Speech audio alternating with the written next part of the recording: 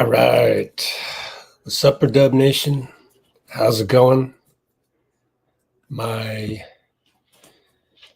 do you call it? Our popcorn.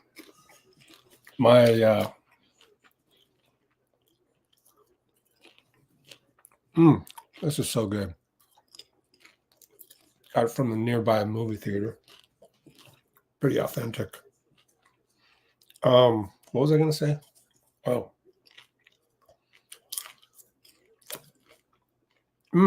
This is so good. Kind of a weird Sunday late afternoon start. So I'm in between meals. What am I going to do? I got to finish the video that I just posted.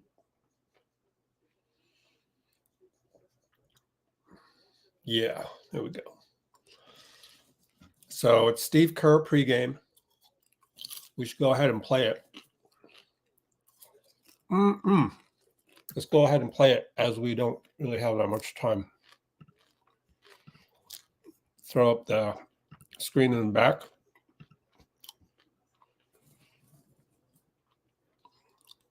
I know what I was going to say. Welcome, Dub Nation in the E40 voice, but also my divine creatures is what I like to call you guys from this point on. Because you're here and nowhere else, which makes you different and knowing and aware of your own joy for this team. And I commend you for that. You are worthy of additional joy that we will go through tonight. We're on Pacific Standard Time now, which means it'll probably get dark by the end of this game, unfortunately. And can I pull up my own channel? Let's see, studio.youtube. I doubt it. I don't think I'm logged in. Oh, well. Not logged in. So I'm going to have to finish this video real quick while I eat my popcorn and get some food in my system before the game starts and do a thumbnail real quick within the next 6 minutes and then play the pregame as well. And then get through the 30 seconds of ads on my little thumbnail creator thing that I use.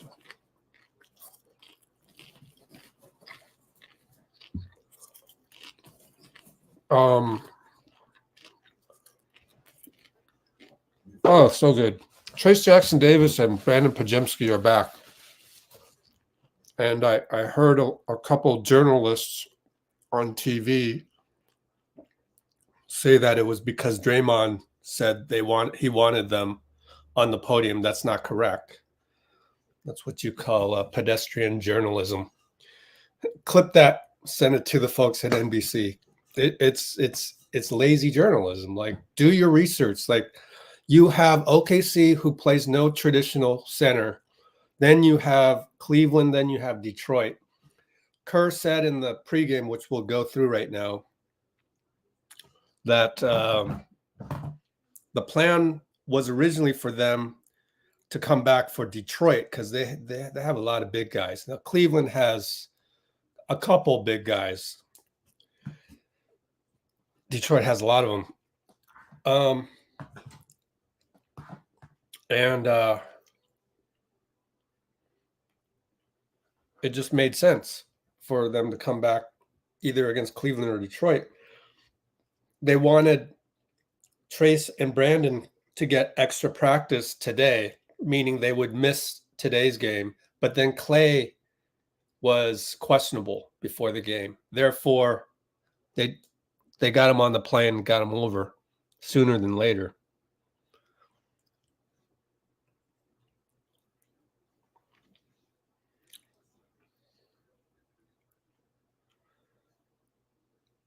So that's the real story.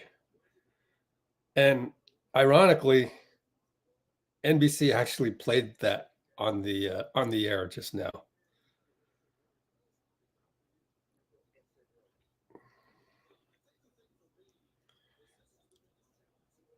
So don't be lazy. I don't care if you're on TV. You're a journalist. Don't be lazy. Do your research. Think about it. Ask Monty Poole what he thinks, because he's right there, accessible for you, and he knows the team. I know the team. The team has in the past called up a guy last minute. They have in the past not exactly do what Draymond says on the podium the night before. So you're spreading a myth on TV. You're spreading a myth on TV when you say that Draymond on the podium wanted Brandon and Trace.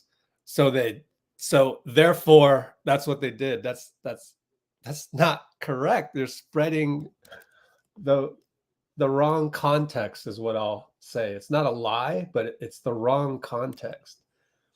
All right, I've got what is this? Just us. We got to keep that. Go to Warrior Shop and use the link in the description, which is our affiliate link. YouTube.com. I just put it up. Let's Go Warriors, and we'll listen to it now. It's so new that it's not even on the channel. Refresh. Okay, and I've got to share the link. Gee whiz, man. Come on. How do I share this? Go in my DMs.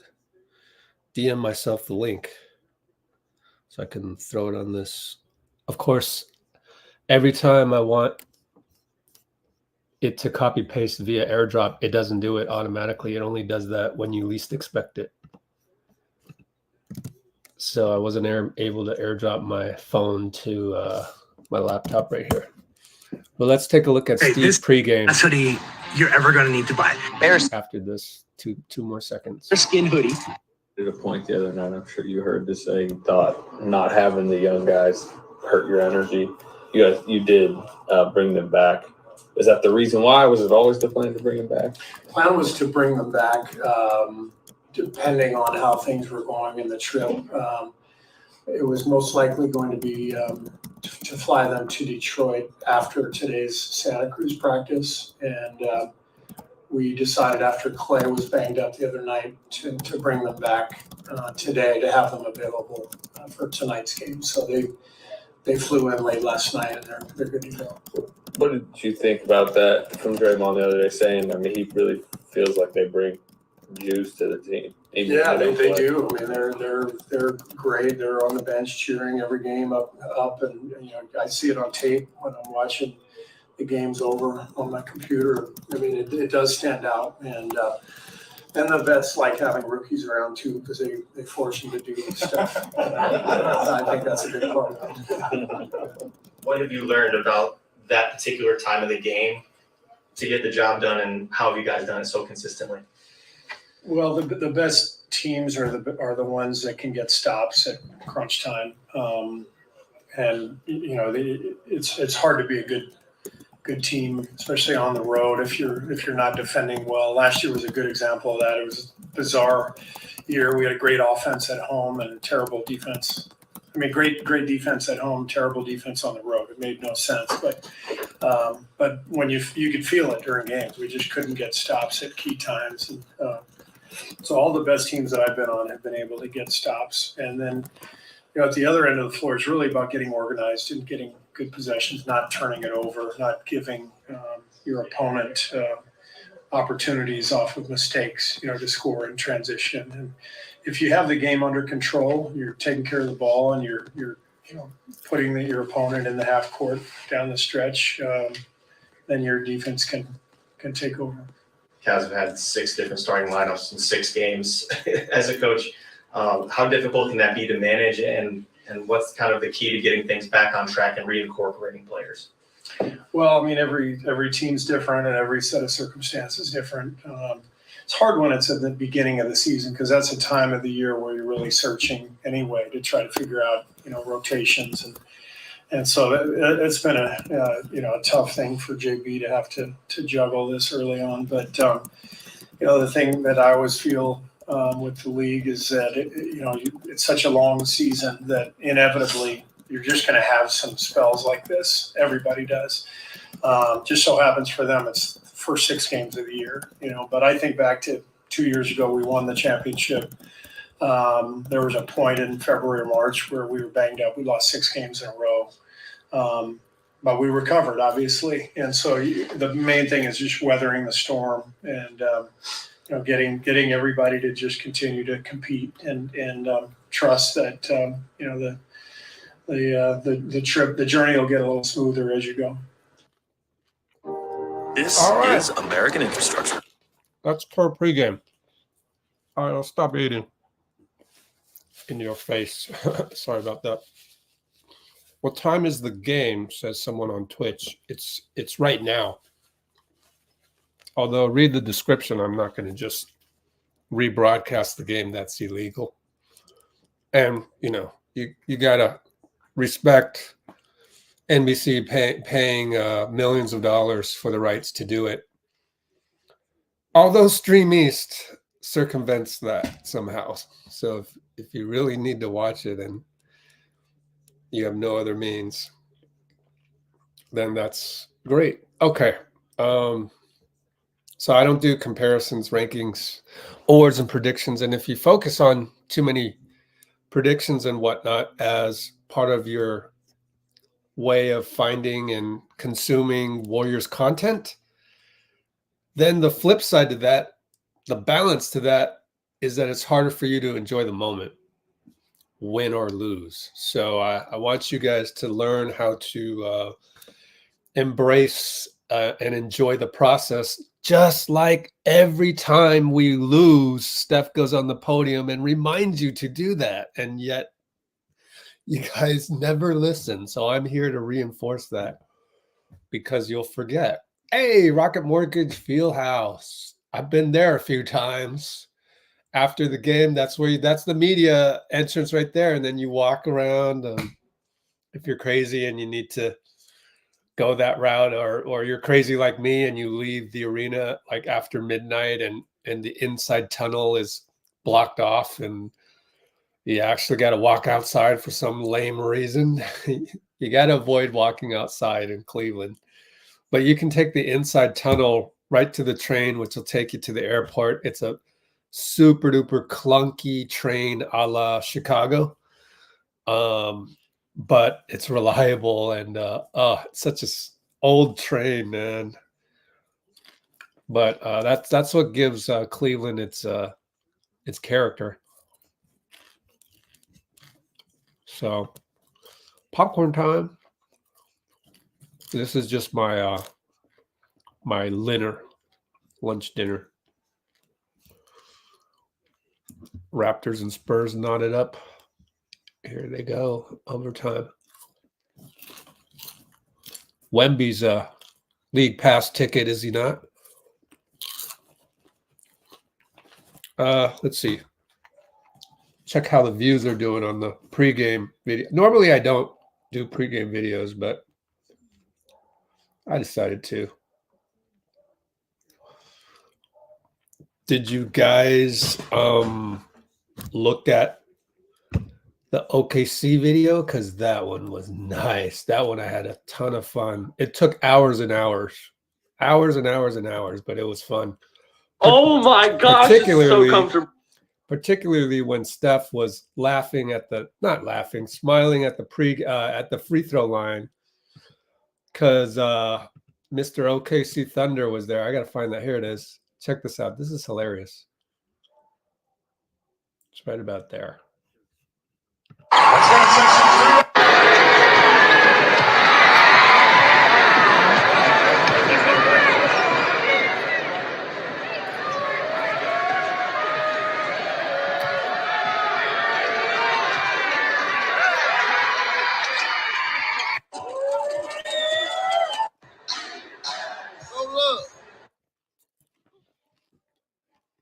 You guys on Twitch have to read the description. You're not reading the description, so I'm not streaming the game, or the equivalent of the description. What do they call it in whatever they call it in Twitch? Jasmine in the house. Denzel in the house. But let's keep playing this until they tip off. Steph, what you gonna do? Hell no, that's your trash. Foul shoot 3 with me.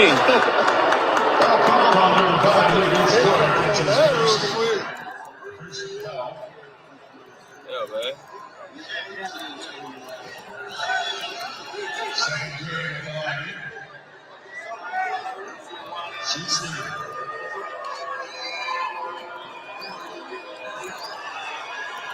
No, it's cash.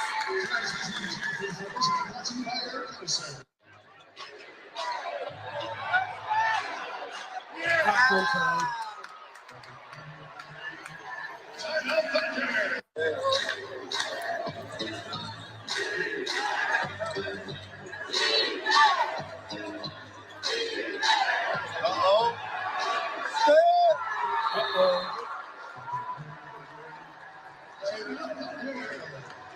Let's fast forward to GP2 because he was funny.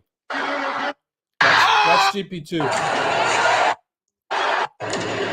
Where is he? Oh, here it is. Right after this, watch GP2.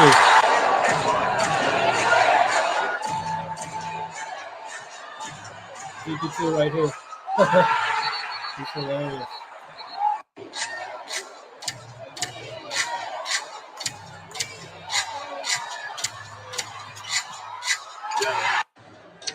GP2. Right here. Yeah.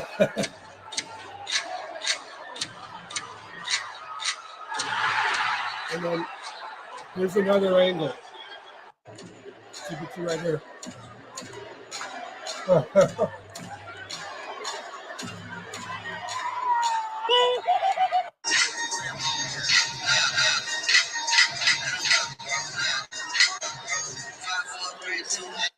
So those were the highlights.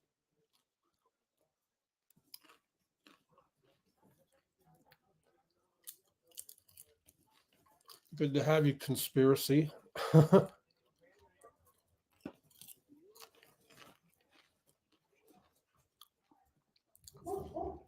Ty Jerome's out. He's injured.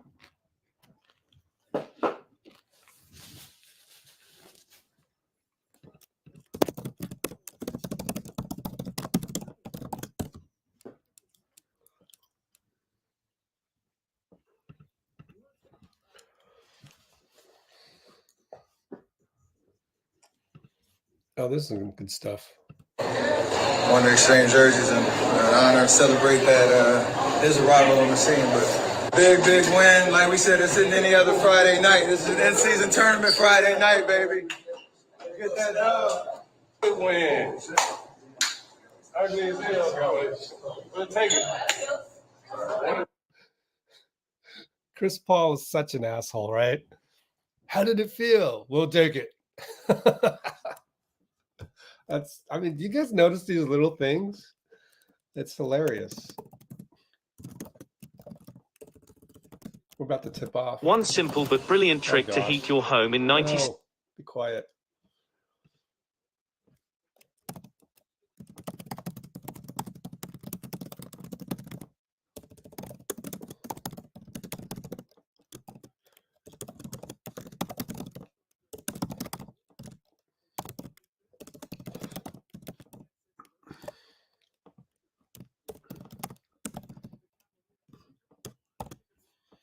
Let me copy this link, put it in there. So don't forget to, here's the link for the that video that we just showed. All right, I'm about to tip off soon. Oops, let's get over here. Steph with the black shoes, running to the stanchion. Let me set up my laptop so I can rewatch plays accordingly. Let me see if Dean is around.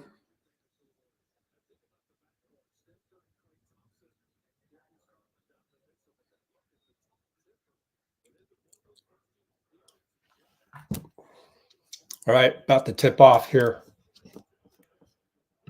If you want to sync up, tip off. Looney wins another tip off at the 20:30 mark. Writing it in the description. Looney up top over to Wiggins. They leave him open. He drives, goes back to Looney. Klay comes over, but he doesn't go to him. Goes to Draymond. Corner three, good. 2 straight games, right? It feels like 2 straight games. Nice.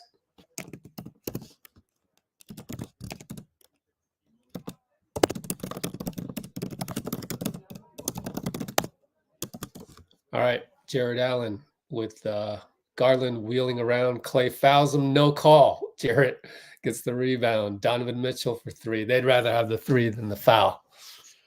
But I just say foul because normally they call that, and then Klay gets all mad in the beginning. Anyways, Donovan gets a 3. 11:10, 11:09, 11:08, 11:07. Oh no, Merritt Kogut is reffing. Klay turnover, but Wiggins saves it, but no, Steph couldn't get to it. 2-on-2. Garland, alley-oop, and that's Klay says, damn it. Klay not happy with himself on that one.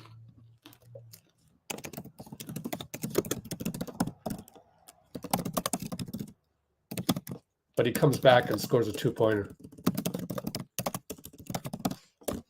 Good old Klay. 5-5, 10:30, 10:29, 10:28. Let's Max Strus over to, Draymond takes a charge. Easy call versus Mobley. Even Jared Allen knew it. Someone want to say we need a big man? We don't need no stinking big man.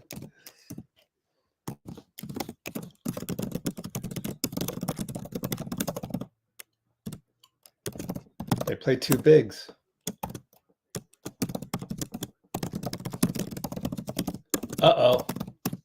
That's Wiggins for 3, missed it. And then Draymond got the tap. And then he even got the secure of lead pass gets stolen by Donovan to Steph. Poorly executed there, but Garland misses a 3. Mobley rebound. Mobley attacks Draymond again.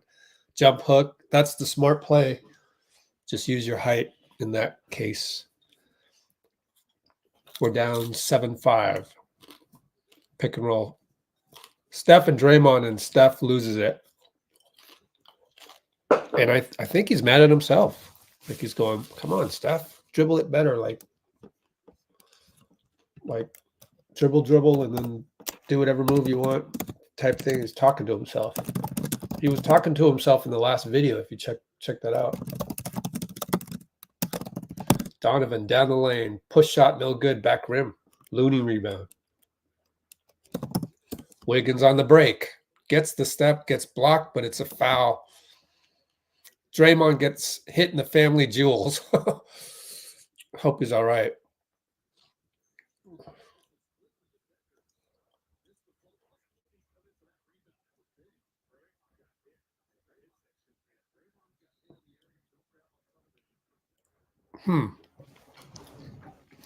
I didn't see him directly get hit there. I saw him get hit in the ribs or something.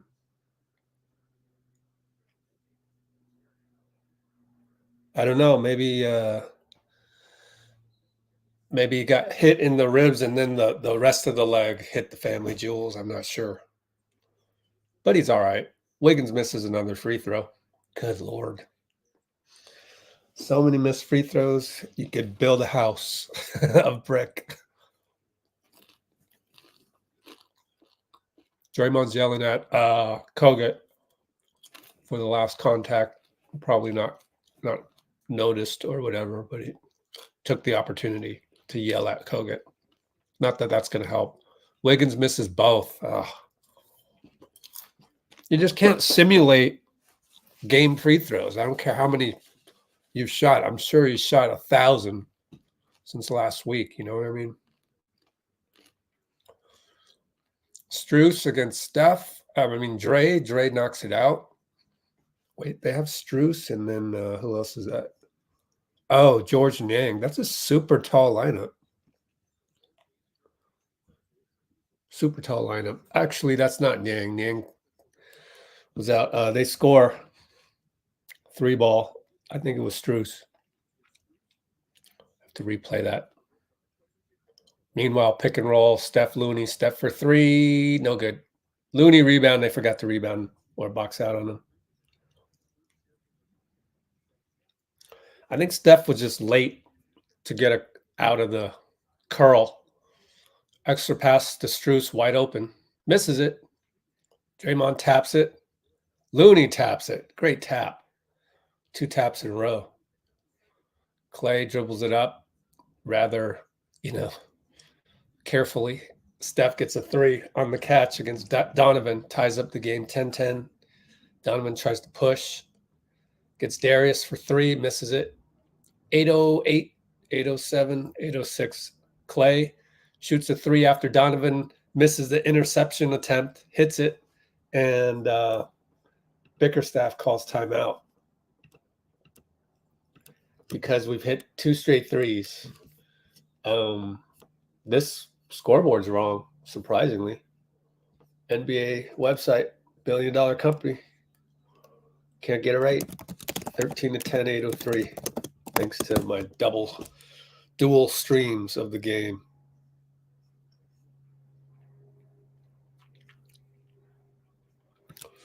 Warriors. Puzo 89 gaming here. Cool. Sabrina McCrae's here. 13-10. I want to go back to the one where Steph gave up the 3-pointer. Wasn't sure if he was mad at himself or what. So I want to kind of check that.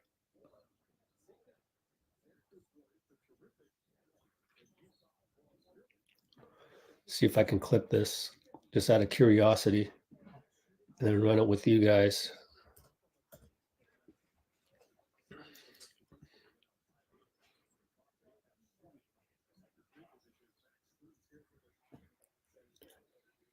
Nah, it wasn't. It just did a good job coming off the screen. Not much Steph can do about it, in my opinion.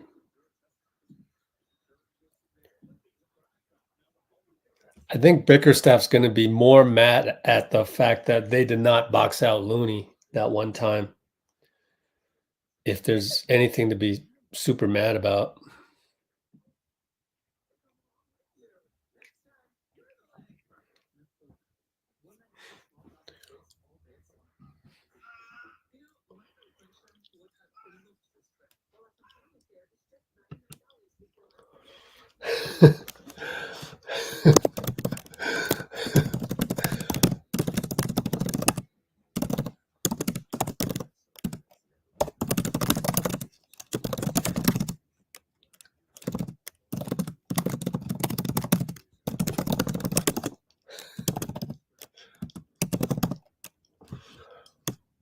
All right, so we got our Andrew Wiggins anti-Andrew Wiggins free throw comment. So I just have to, do I need to say it every single time? Like, because I don't really mind you guys mentioning it, but every time you mention it, then I got to bring up the whole experience that I went through when I was playing men's rec league ball out here at the YMCA, and it's like I'm in a free throw slump, and I just can't make a freaking free throw to save my life in a league game.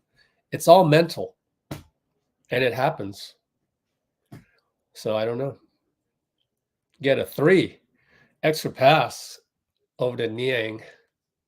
Niang.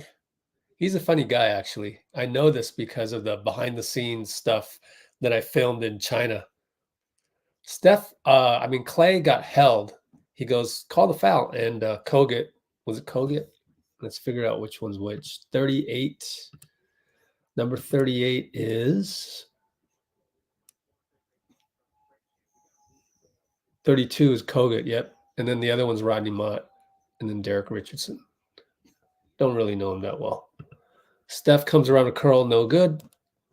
Rebound out to now it's Nyang. No, it's Strus. Now it's Allen in the middle. He's not looking to score on Looney for some reason.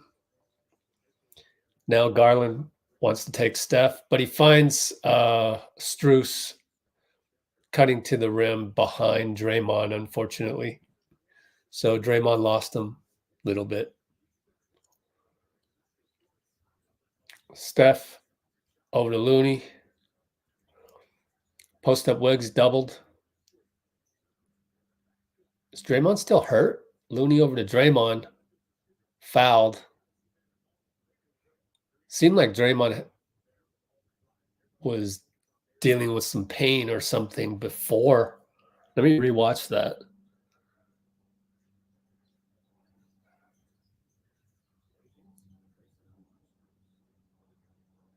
I think maybe he just lost his mouthpiece is maybe what it was.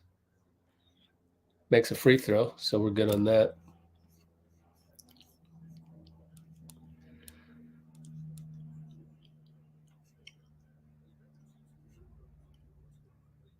Was it? I didn't notice anything. Man, can't go back to it either. It's too long ago in the stream. Yeah, his free throws are atrocious, but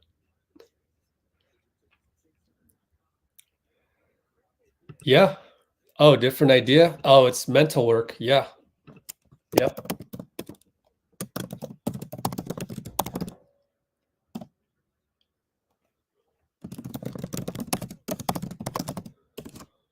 Wiggins misses, gets his own rebound after Cleveland scored. 3 ball. Steph. I looked up, saw Klay running back, so it had to be Steph. Saric is in the game, by the way, on that free throw by Draymond. Or free throws, plural. Donovan, down low to Allen.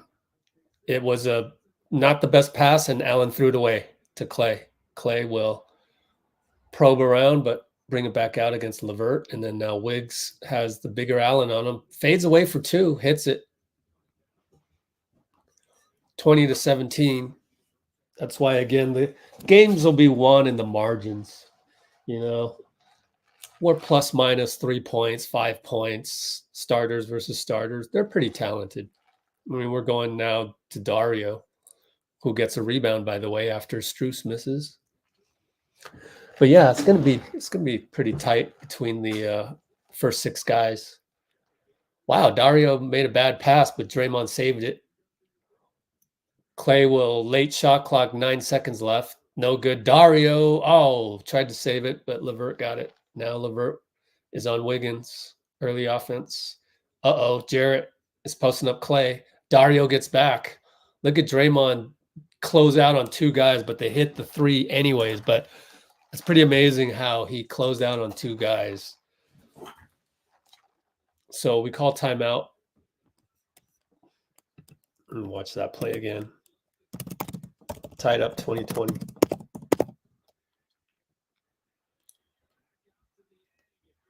I think what let me rewind that a little bit and clip this. I think maybe what they want to tell the guys to do better is, hey, Dario, you actually don't need to double Jared Allen on Klay, believe it or not. That, in my opinion, maybe they're not talking about that, but I think he's good. Like, go ahead and have Jarrett try that. But when we're running around on our heels with one guy down and basically playing 5-on-4, you don't want to get in that spot.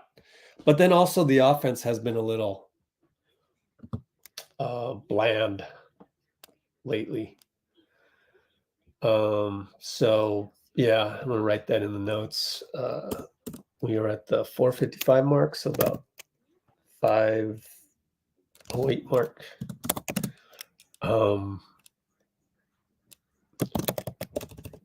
Allen versus Klay inside. Dario races back to help.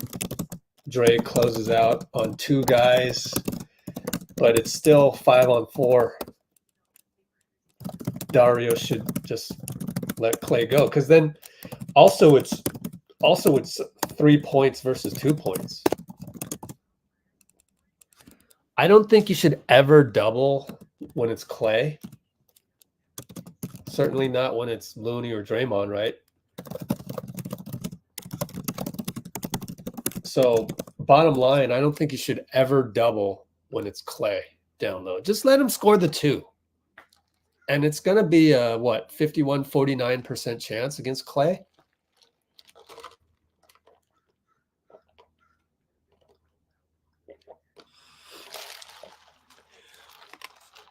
I think in this era of basketball, you got to really pick your spots when to double inside.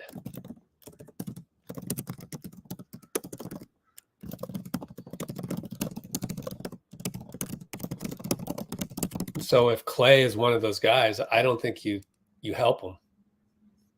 What's the worst thing that can happen? 2 points. But if you get on your heels and you're running around trying to close out people, the NBA is too good. They're just too good at this. They'll swing around the horn. Suddenly it's 3 points. Bam, in your face. Yeah, by the way, this is a back-to-back. Next game will be at Detroit tomorrow. Am I right about that? Yeah, Sunday, Monday. Draymond fadeaway inside, bricked it. Donovan 94 feet later scores over Chris Paul.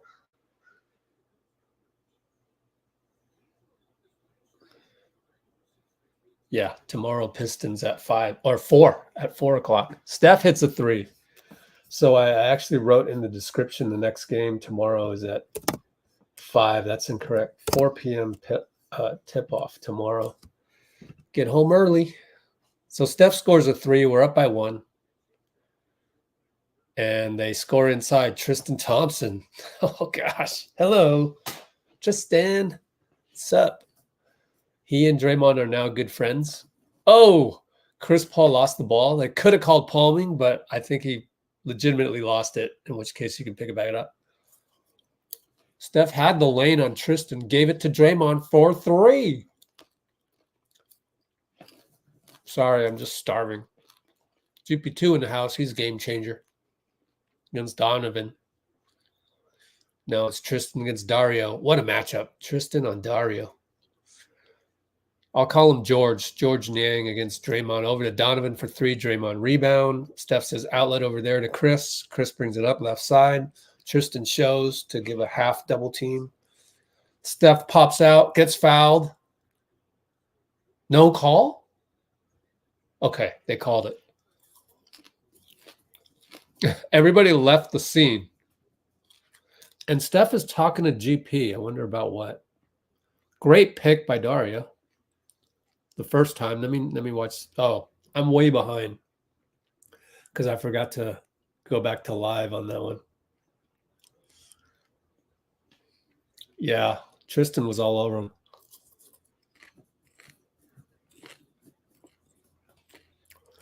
I wonder what there was to talk about with GP.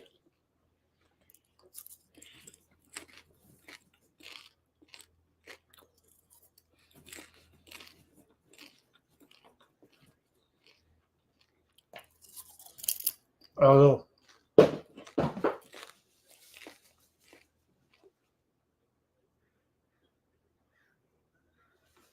I don't know. I wish we could keep a camera on Steph talking to GP and read his lips, but don't know what they were talking about. Super curious to know. JK's in the game. Probably replaced Draymond. That's a long 9-minute stretch for Draymond. Let's see. Yep. It's in for Draymond. All right. We got Chris Paul guarding George Niang. Interesting. Pick and roll down to Tristan. He passes it back out to George. George misses. Taps Saric over to Chris Paul, rebound. Chris travels. They didn't call it because Steph wasn't looking, but Steph got the ball anyway, and he dribbles off of that guy's foot. I forget his name. Over to Karras, LeVert for three. Missed it. Dario can't come up with it. LeVert drives. Over to Tristan. One-on-one Dario. Dario bodies him for a foul, and that guy's name is Dean Wade. Dean Wade already making an impact. Had 2 touches on that possession. Got the offensive rebound. Dario can't believe that was a foul on him, but I think that was the right call. I mean, that's what you got to do with Tristan. I just spilled popcorn all over my floor. Oh, well.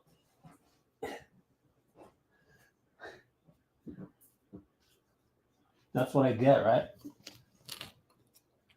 Moody, stay ready in the ballgame.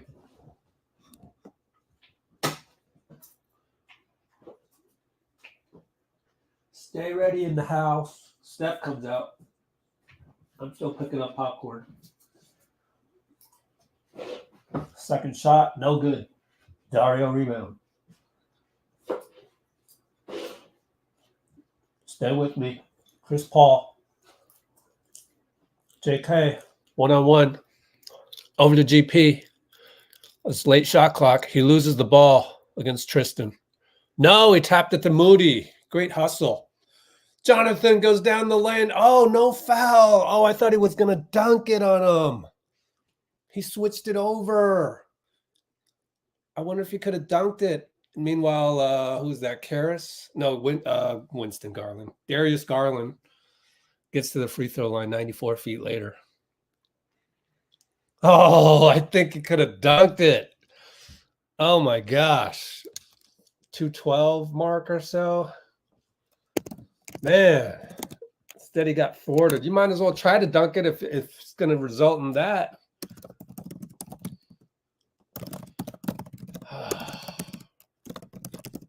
Dang.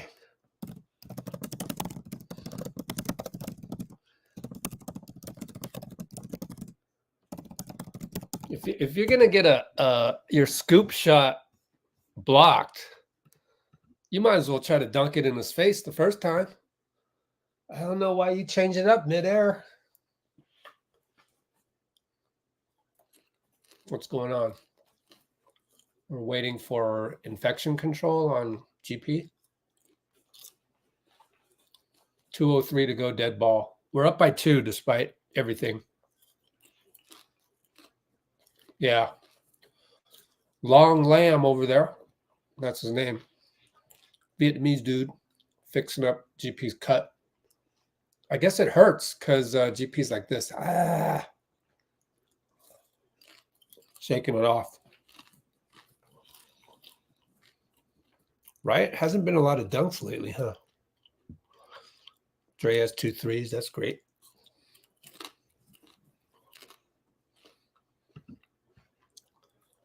All right. GP's okay. Guess it's the ring finger on the right hand. He's still shaking it off. I wonder what happened. Did he hit the rim recently or what? GP's going to play point guard here. Brings it up. Lets the ball roll too, which I like. Dario against George. Oh, powers it up. Brick. No call.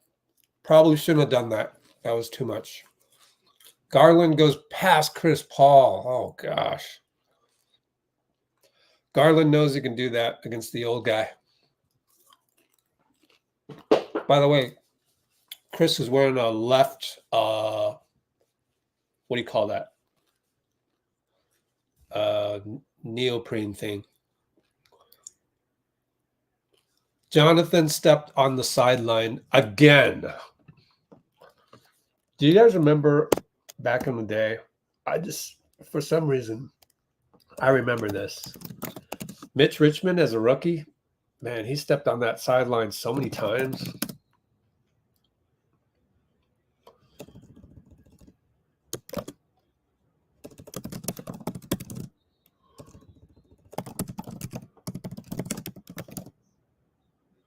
Well, I didn't see any blood from GP2's finger, so that's the good news, but I wonder what's wrong with that. Anyways, Wiggins will come in for him. Just got a rebound, Wiggs, and you're good. Now he's going to guard Garland, and CP switches back to George. Uh-oh, Levert got a 3 off, but JK's there to knock it away. He disrupted that shot. Does he get a block shot for that? He should. No. Oh, he got robbed, man. That's a block shot. You think Karis LeVert is going to shoot an air ball? Come on.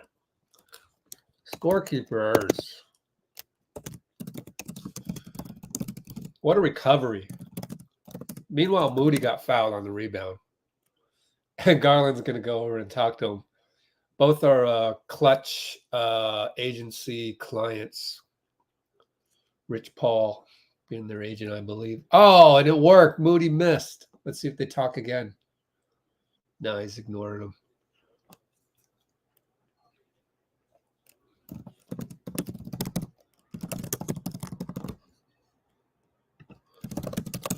All right, he makes 1 of 2.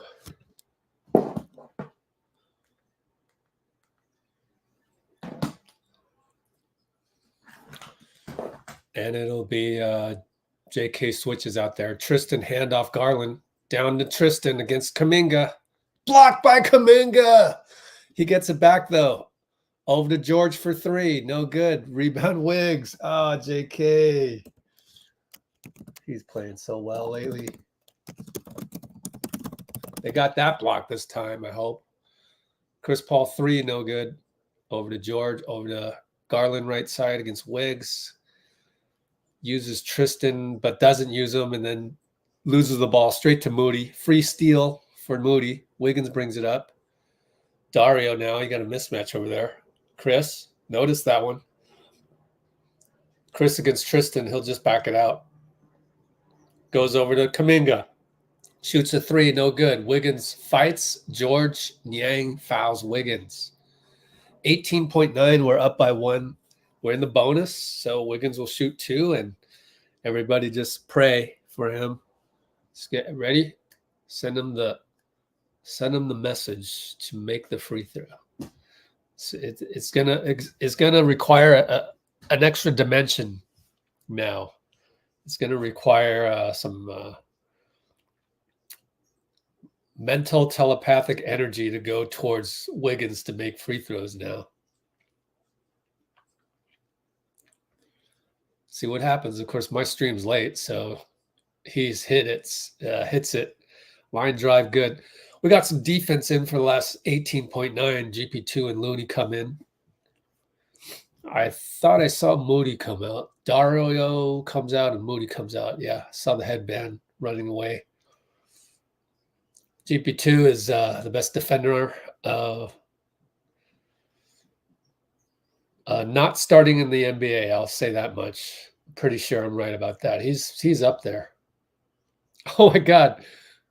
GP was illegally violated the lane there by having his hand in the paint, but Wiggins missed it. And I believe Wiggins is 1 for 4 now, so that's awful. But oh well. Oh no, Garland turns the court and GP blocks it, but they're going to call a foul. Garland turned the corner on Looney. What a track down by GP. That foul on Looney? Yeah. And 1 block for Kuminga, even though it should be 2.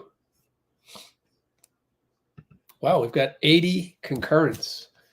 How many likes, though? I bet you not even 40. Oh, we did get 45. I guess that's not bad. 80 concurrents, 45 likes, but 35 of you. Can 35 of you please splash the like button? Steph back in for obvious reasons. 4.3 seconds to go. To all the people on Twitch who have been tuning in, I appreciate you. Moody comes in as well. Again, same subs. Moody and Steph on offense. GP and Looney hit the bench. And there's BPodz sitting next to Chris Weems And TJ, Trace Jackson Davis. I like to call him TJ for some reason. Kuminga's saying something to the ref with his Congolese accent. Wish we could hear it. Oh, he's got blood on his jersey. That's probably it. Probably that's why he's got to come out. How'd you get blood on the jersey like that? Steve chopping it up with Rodney Mott. Rodney Mott's not bad. I'll put him in my top 10. Wait, is that Rodney Mott? I forget. Derek Richardson. Could be Derek Richardson. I forget. But here we go. 4.3 seconds. CP is going to enter the ball into Steph. Back to CP. 2, 1 over to Moody for 3 over George. Oh, missed it. What a play. That's a good play. I don't know if it was planned, but that's a good play. Just didn't work. Hit front rim, so it was online.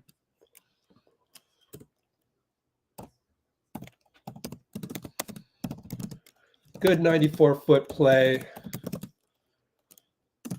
CP Steph, CP Moody. Front rim.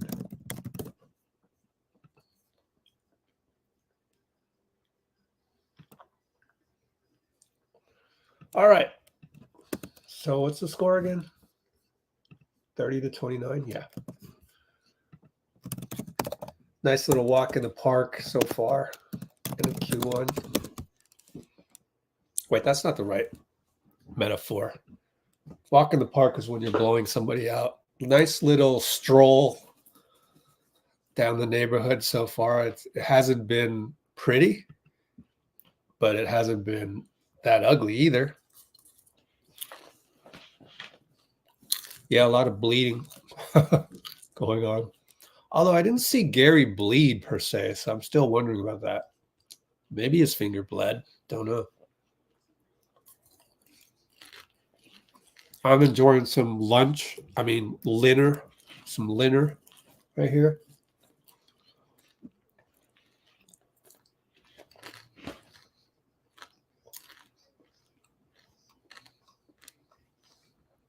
Hope I didn't jinx it by bringing popcorn. Because, you know, we've had 2 straight games won at 0.2. And then previously to that. So you don't want to change anything, but I couldn't help it. I got hungry. Yeah, Parth. 6 turnovers. Yep. How many does Steph have out of those? I know Klay's got a silly one. Steph's got a silly one. Steph's got 2 of them. Klay's got 1 of them. I mean, you just get rid of those silly ones. And I assume the second one by Steph was also silly.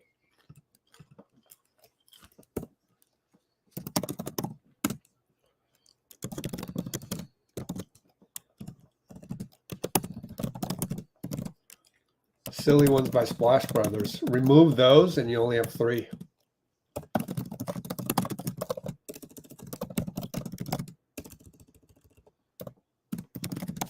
We're back to action. GP2's in the game to start against Garland. What a matchup. 94 feet pressure right here. Now he backs off a little bit when Mobley comes to set a screen. So here we go. Mobley, Dario, pinch post. Over to George against Moody. He misses. Good hustle by Moody, even though Niang had him. Now we're 5-on-4. JK dribbles in, finds GP. It's a foul before that.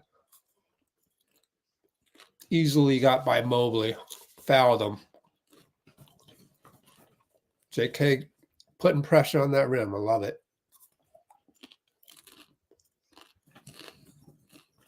Dario on the inbound. Over to Chris. We got our vaunted second unit in full. Chris against Garland. Dario. Oh, George tries to trap it. Now we're back to normal. So Dario shoots it. He's short. Kuminga taps it, but it goes to Garland. Kuminga stays on Garland.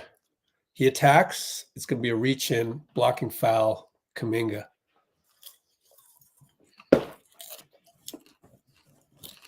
That's not a brain fart per se. Man, look at all that blood on JK's uniform. He's been through a battle. Is that Gary's blood, though? I don't know. Anyways, Gary's on Garland up top. There's Wade back to Garland, sorry. Here comes a Mobley pick. Mobley dives, swing over to George. Step back 3 or sidestep 3, no good. Mobley got the rebound against JK.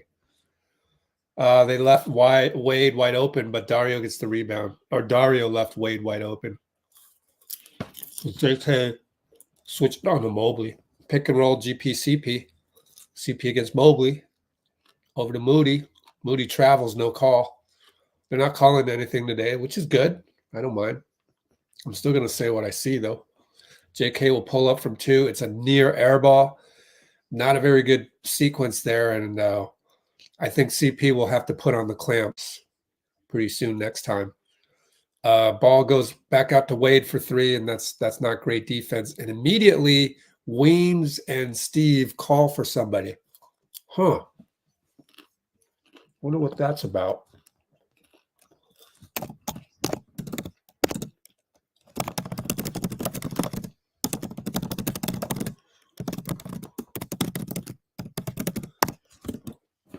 Jonathan's sleepwalking out there a little bit. CP goes over to Dario. It's another boring possession. He shoots a 3 and it's no good. And Mobley brings it up. Wade over to Garland. Tries to turn it on Gary. He's at the baseline. Over to Wade, wide open again. Misses it. We would have called timeout if he'd made 2 in a row. But they got the offensive rebound. Boy, the second unit is pretty stagnant. Mobley travels. The youngster bails us out. All right. So I wonder what Steve and Weems were talking about. Let's see. What are we going to run this time? Steve merely just claps his hands. GP2 will play point guard. Over to CP, double pick. CP gets the mismatch against Jared Allen, misses it. GP rebound over to JK, passes up to 3. Baseline over Wade. It's short. Not the best decision, but he can get that anytime he wants. Levert gets past Kuminga, but loses the ball, and it's off GP. Pretty stagnant. Pretty boring so far in the second quarter. Wiggins comes in for Dario. Looney comes in. Man, there's blood all over the place. Dario's got 3 spots of blood on the back of his shirt. Klay's back in. Wiggins and Looney.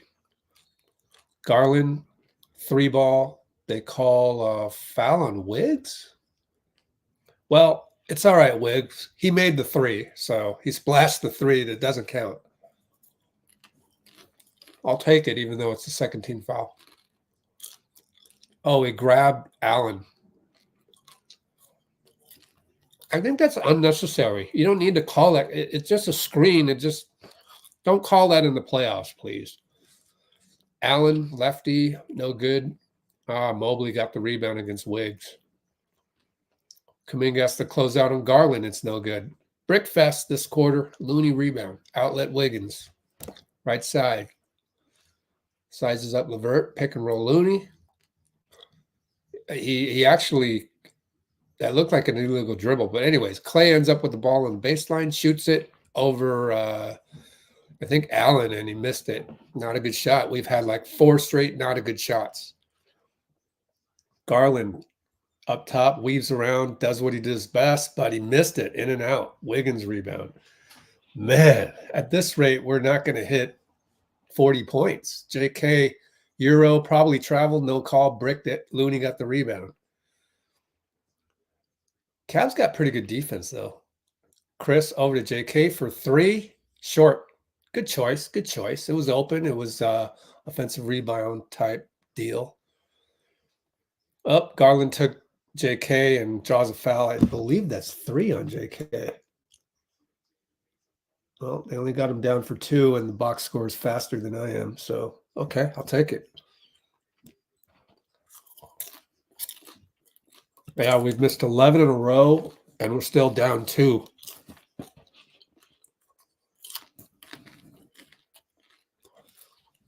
But I can see why not. Like, usually timeouts are to stop momentum. There's 0 momentum both sides. Steph will come in and try to change the momentum.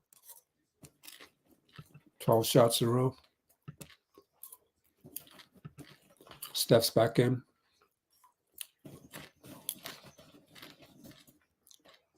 Yeah, Draymond looks good. By the way, Draymond's doesn't look, the backpack looks different, don't you think? Let me know what you think on that. Klay. I was looking at a workout video, and it looked different. Klay over to Looney, Looney over to Moody, 7 on the shot clock. Over to Klay, shoots a 3, it's short. Ugliness, even with the Splash Brothers out there. Let me put that in the poll. So now the Cavs' slow offense will develop. Donovan turns the corner on Wiggs. We're down 4, 7:12 to go. If you've seen Dray shoot lately, does it? Klay for 3. It's kind of forced, but he makes it. You can do that when you're only down 6 and it's stagnant.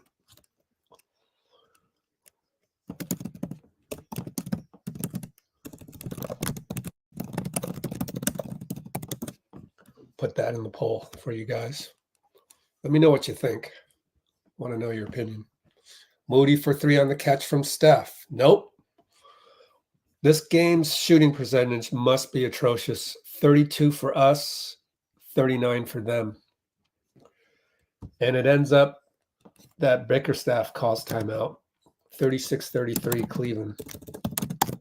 Well, you know, when you play the Cavs these days, it's never going to be a blowout. At least you're probably not getting blown out.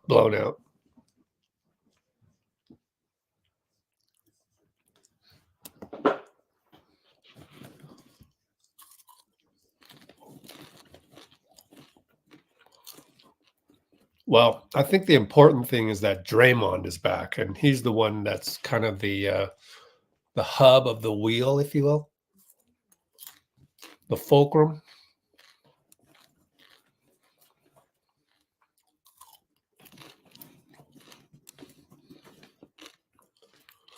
Cavs Twin Towers.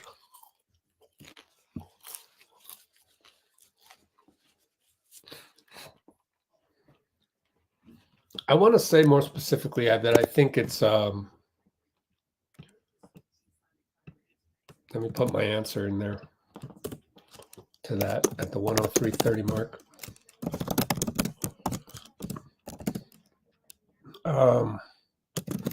I think it's a lot of mismatches we are not used to exploiting other than CP, but they've sagged on him, and he's not confident with the shot right now. And that whole time, Steph was out. So, you know, no one's going to sag on Steph. So that's my theory of what's happening right now.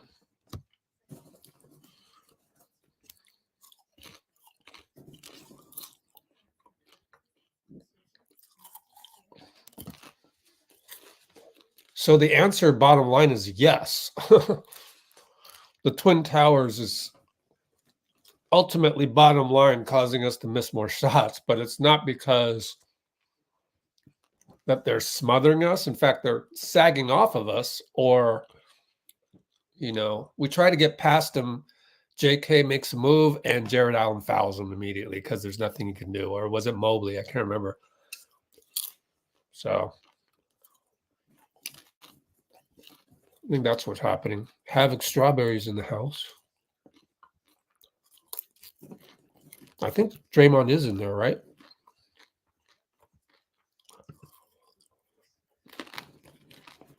I wouldn't say superstar just yet, but he's blossoming. That's for sure.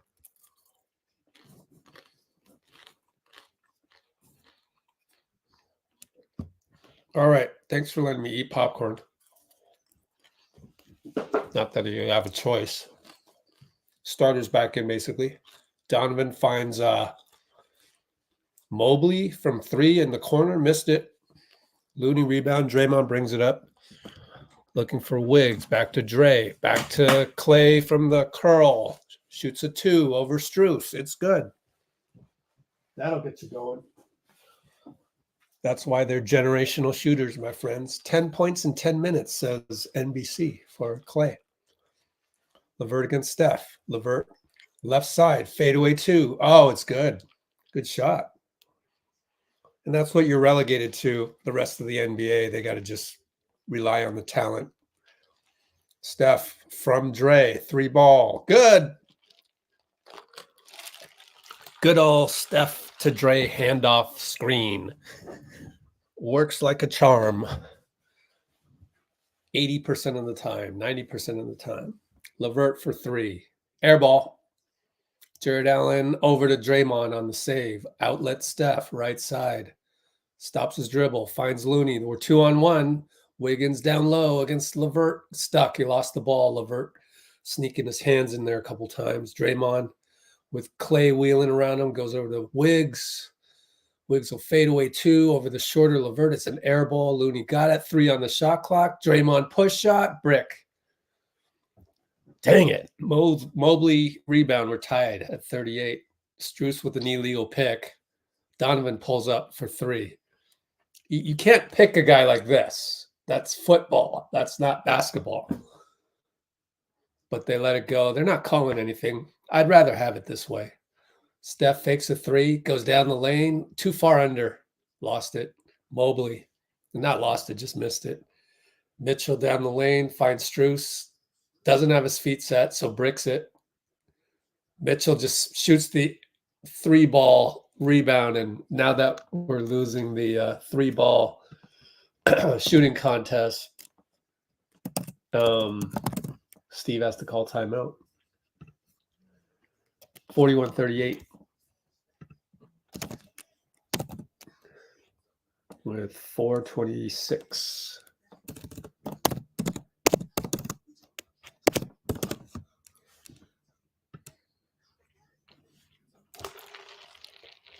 Yeah, he just lost the ball there against LeVert. Yeah, we got one of them. We got the one handoff. Ty Jerome is on the bench, but he's not playing. He's injured. I forgot what the injury was. If you look at Tim Roy, for example, twitter.com, Warriors Vox.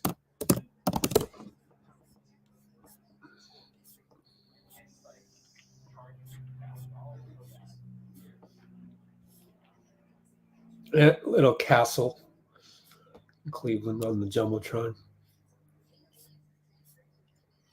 Didn't realize Tim Roy tweets so much during a game. There it is. Right ankle sprain for Ty Jerome. Cool, man. We got 87 people on the concurrence. That's pretty cool. Did we up our likes by any chance? Let's check.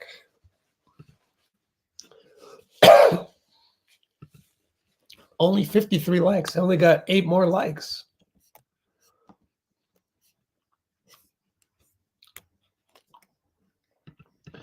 Uh, 85 concurrents, 53 likes.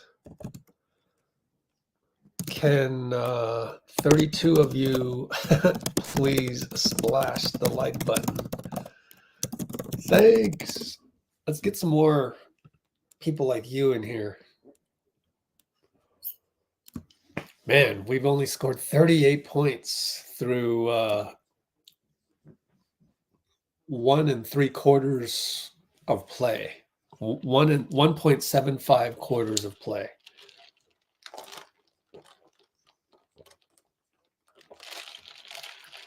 Actually, no, 1.67. clutch points this season. How the heck do they count those?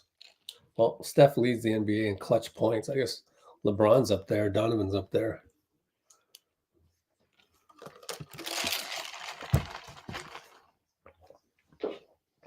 All right, we're going to inbound. 4:26 to go. Here we go. 4:24, 4:23, 4:22, 4:21. Looney, handoff Steph over to Draymond. Strus plows into Draymond as Steph goes around him. Strus complains. Nothing to complain about. You plow, you foul.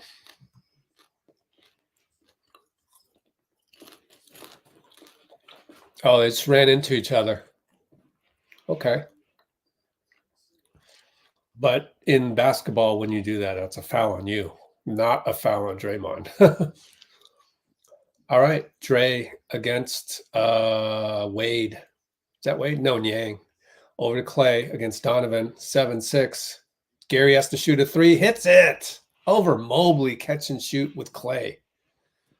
Wow. Who'd have thought? So Gary's in there. Who did they take out? I forget who was in at the time. Mobley gets a dive. He's against Wiggins. Has to throw it back out. It's on 5-on-4 outside. Donovan misses a three. Thank goodness. Did we sub out Chris Paul, was it? I think it was Chris. No, we subbed out Looney. Yeah, Gary came in for Looney. Tic-tac-toe. Klay, Dray, GP, but GP misses the layup because it was awkward. Pass was kind of behind him. Donovan attacks Klay, scores. We're down 5. 323, 322, 321. Klay over Draymond. Blocked by Mobley. He wanted a goaltend. Not happening. Donovan attacks Klay again. Gets fouled. Gary hits him on the shoulder. Don't know if the foul's on Klay or Donovan. Ooh, he might have a case. It might have hit the backboard first. I'm not sure. Probably didn't. How many fouls on Gary? Uh-oh. Oh, 0. So that was on Klay. 1 foul on Klay. We're now down 6. 1 more free throw coming.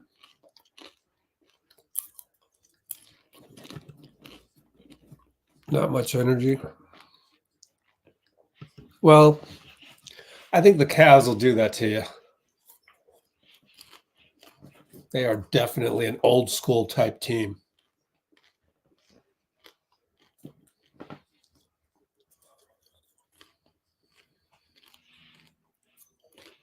And I think our second unit just isn't used to playing a team like this. We're used to hunting pick and roll and getting the mismatch. Oh, we got tic-tac-toe. Yeah. Steph, Dray, GP2. What a nice execution of a play there. GP2 one-handed slam. Finally. Took long enough. Although we did have a tic-tac-toe a little bit earlier. Garland scores. Just attacked.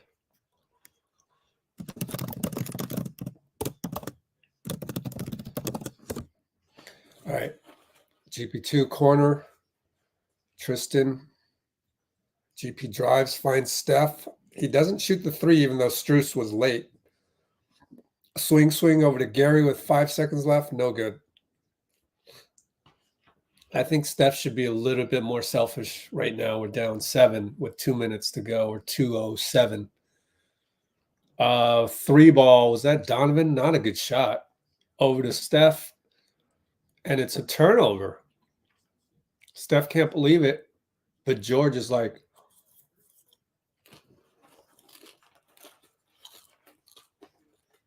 but I think you give the turnover to the guy that threw the ball, which was Chris.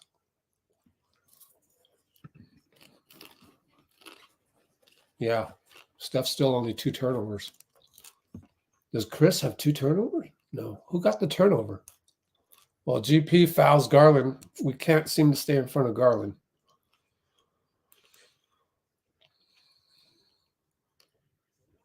Who'd they give that turnover to? Klay? I think they gave it to the wrong guy. Well, I'm dying of curiosity, so I'm trying not to. Alley-oop. Klay Thompson, bad pass. Oh, that was Klay? Man. Can't be throwing those, Klay.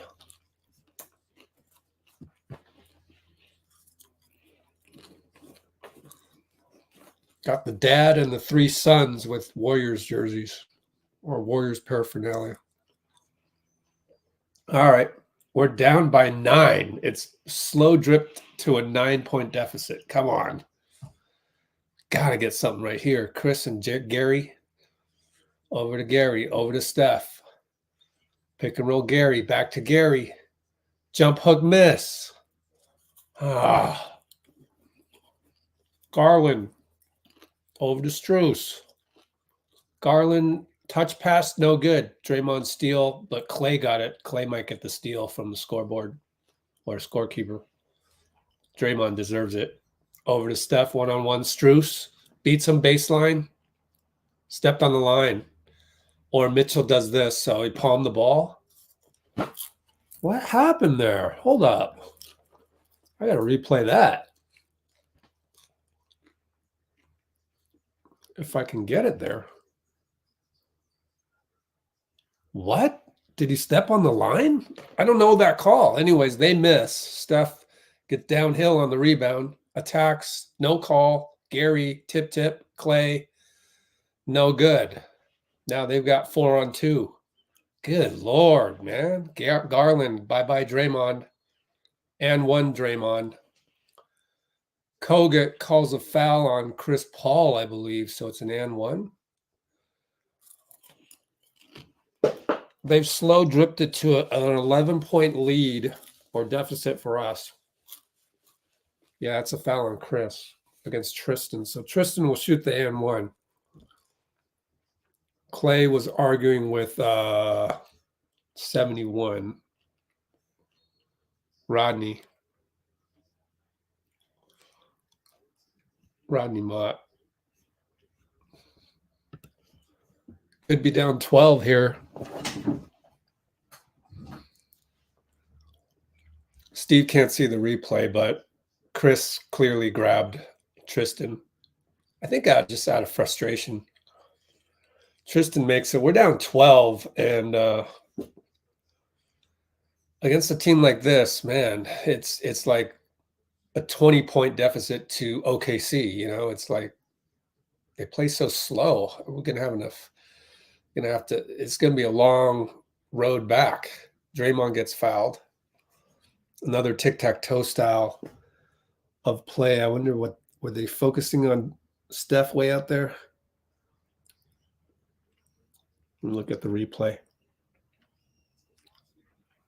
Yeah, they're just selling out on Steph in terms of Tristan will show on the pick and roll and just completely commit to Steph, which then causes the middle to be open, which is how we've been getting the tic-tac-toe to work. It's just that we haven't been executing that all that often.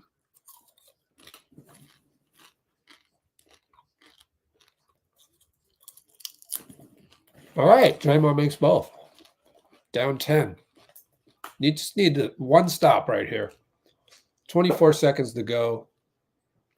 5.5 second differential. Garland against Chris Paul. GP's out there. I think we're not going with Looney anymore. Oh, Garland goes right by Steph. Steph claps his hands. Wonder what happened. 7, 6. Steph with the ball. 5. Falls down and gets back up. Curly style. Over to Chris. Fakes a pass. In and out on the 3 at the buzzer. Jeez. So we'll be down 12. 57-45. A team has exposed our weakness. Just play super damn slow.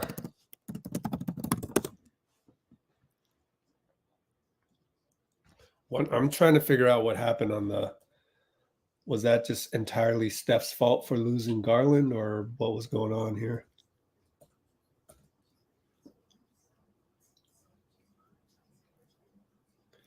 Huh. That's smart. That's smart coaching.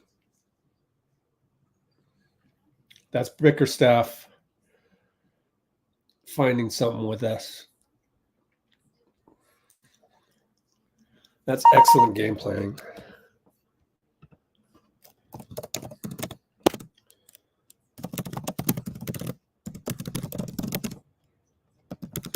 What do you call that? A flare screen? I can't even call it a flare. I'll call it a dart screen, shooting star screen.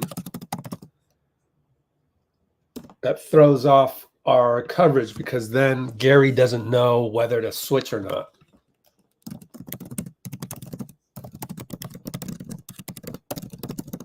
That is super smart. Let me clip this. Also do a restroom break. And be back with you shortly. Let me do restroom break. Be right back. Meanwhile, let's throw it over to the highlights on YouTube from OKC, just for the hell of it. How much time do I have left?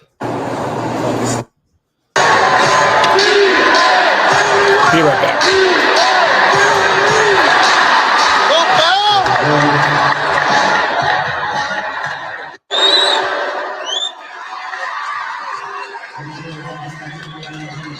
Let's go! Let's go!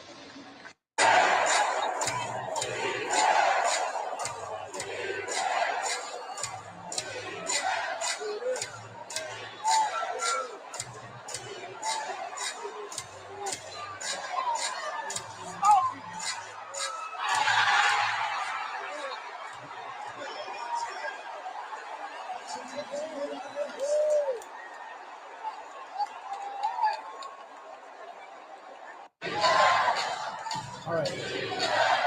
I'm back. Man, that's loud. Okay. So what we're going to do now is, what's up, Ben?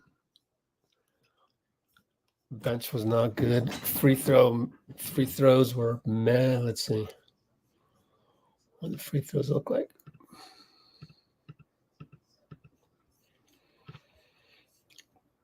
Eight for 13. That'll count for 5 points.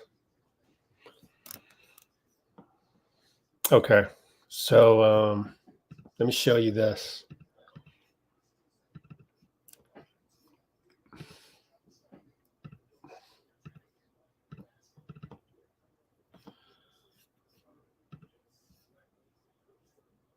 Whoops. Oh, I airdropped it twice by accident. Trash that.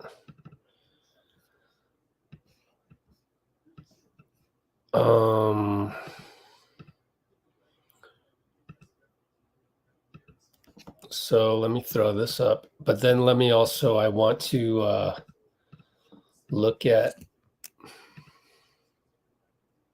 hold on. Take a screenshot of this and let the world know we're going to analyze this. Okay. So let me basically they Bickerstaff found a little quirk to throw at us, a little curveball, which I think is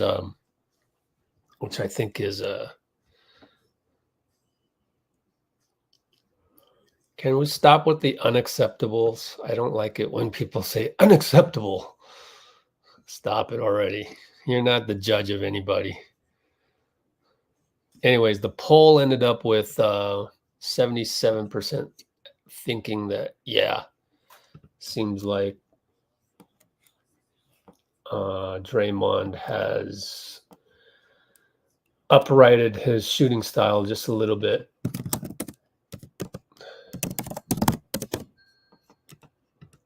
Whoa, what happened?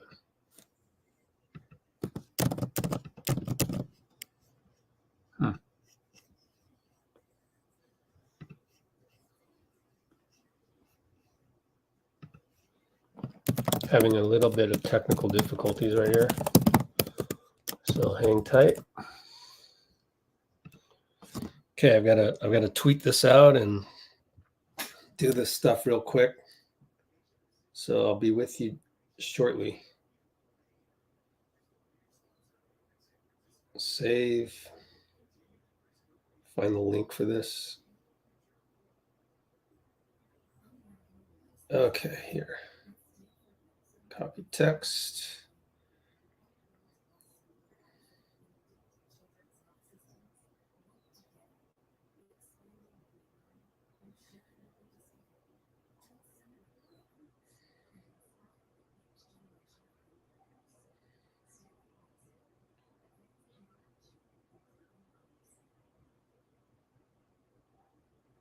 Okay.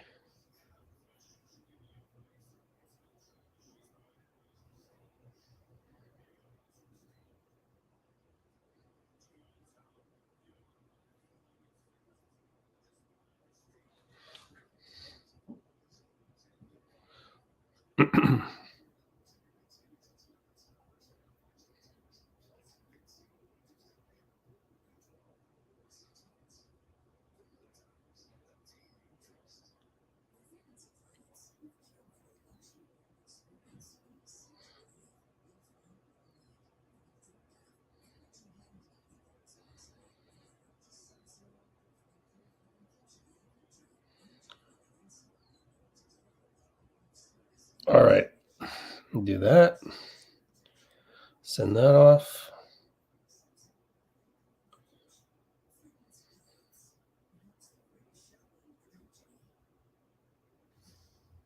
And then one more post over on Instagram.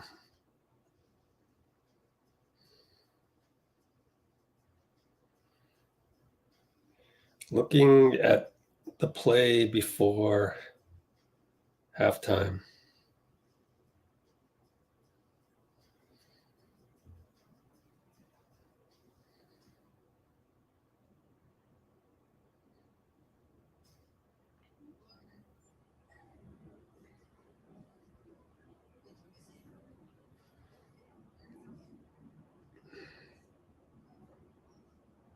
All right, here we go. So for us, it'll be around the 129.15 mark. 129.15, analyzing the last play. Good play designed by Bickerstaff, by the way. Highlight that real quick. Okay. Check this out. If I can only find it. Watch Donovan. He's not going to set a pick for Garland. Instead, he's going to run right by.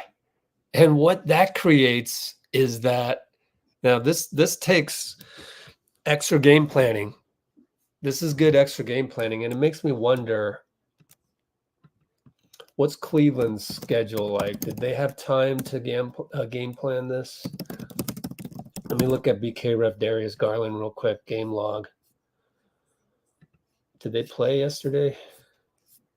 Be hard to do this back to back. No, today is the 5th. They had the 4th. They were at home, so they probably had practice yesterday. So they had time to install this. They probably had practice yesterday, had time to devise this, or maybe they devise this all the time. I don't know, but against the Warriors, it certainly works because we switch everything. And if Donovan's just going to run right past as if he's going to screen, Gary's going to stay on him. Meanwhile, Steph is going to think that it's a switch because it's a pick and roll type deal is what he's thinking. And then Garland is able to go right by him. So here it comes. Here comes Donovan. He's not setting a pick, which Steph is thinking that is. Instead, he's running right by. Gary stays on him because it's a run right by, but Steph thinks that it's a switch because it's a pick and roll, and Gary needs the cover or help Garland, which is why Steph is here clapping his hands. So they got fooled. Basically, it was clapping his hands in frustration. That's a brilliant design play. That's brilliant. And you wonder if more teams will do that now that they've seen the same tape that we've seen. So something to look out for. I don't know. I wasn't looking out for it before. And the fact that it happened right before halftime for us makes it a lot more glaring. But maybe they've been doing that the last couple times. That or a few times here and there to score on us. I don't know. This is one of those games where you literally have to go back and watch to kind of see what happened. I mean, if I look at my game notes, which are in the description for everyone to see, I literally have nothing from 10 minutes to 3 minutes. So 7 minutes of just stagnation. So at the 3 minute mark, what was the score? Let's go back to the play-by-play. Let's look for the 3 minute mark, which is up here. Only 6 points. Now they're 12, right? So they doubled that in the matter of 3 minutes remaining. So it's 44-41. You know, Gary hit the three. So before that, according to my notes, let's see. Wade made the three.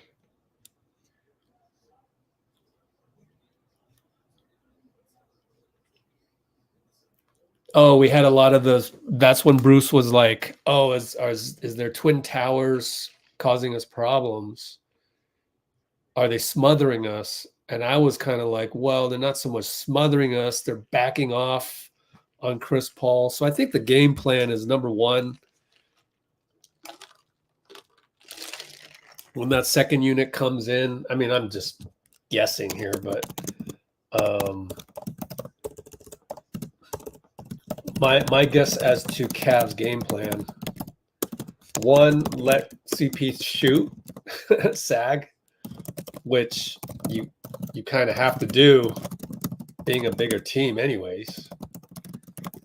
And number two, run those cut screens to fool our defense into not switching. Not that they've been doing that a lot. I'm not sure yet. We'll have to see what happens in the second half. And actually, I think one solution for us is make sure Steph's out there and no more of those silly turnovers, which I don't even know what Steph did on the last one, but he's racking up those turnovers. 3, I thought he had 4. I guess, yeah, and Klay had the terrible pass to him that got knocked out. So we're kind of throwing the ball away, giving them the ball back, but also reduce turnovers and keep playing Kuminga because he can change the game. He can change stagnation into fence bending. Need his fence bending. So that's kind of my layman's strategy of taking over in the second half is don't throw the ball to the other team or don't give the ball to the ref to give to the other team. And then also get Kuminga in there and have him fence bend.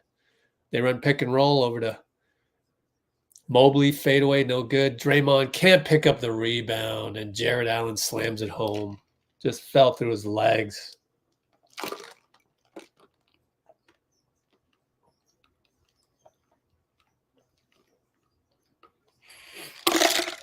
All right, Draymond, Klay does the simple curl action. Instead of going up, he goes down. That's so many little wrinkles. I love that part. So that's good news if you want to maintain some positivity on what's going on.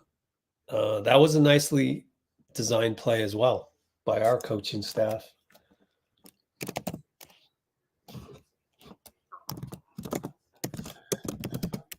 So instead of curling, Klay used he used Steph's screen to slip to the bucket and got fouled. So that's a pretty smart move. We're down 12 again. 11-25, 11-24, 11-23, third quarter. George against Steph. Draymond helps, throws it away, but Jared Allen got it to Garland. Klay trying to smother him in the corner. Gets around a pick. Now he's one-on-one Looney. Now he throws it away. Good defense, Looney. Good defense, Looney. So 11:05, 11:04. Steph against Garland. Shoots three. No good. Even though Lester was out of his chair. Donovan against Klay. Attacks downhill. Goes right by him. What the hell happened there? How did he do that?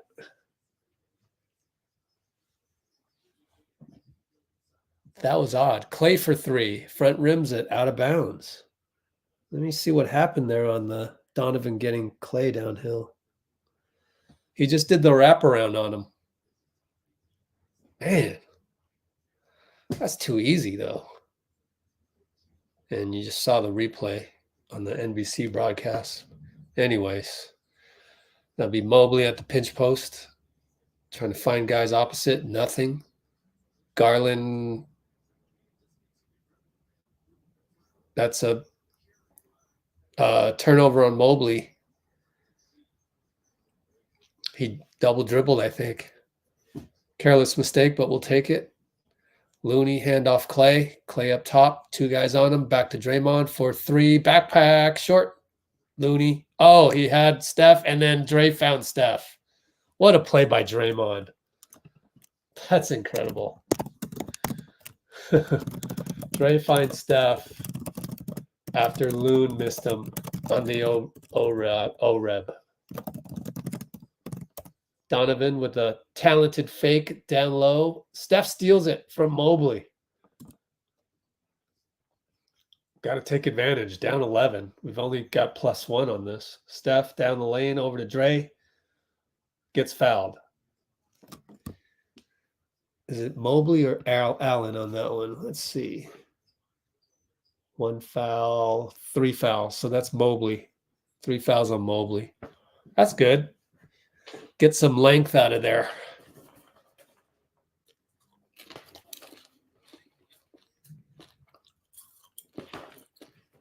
Marley J in the house.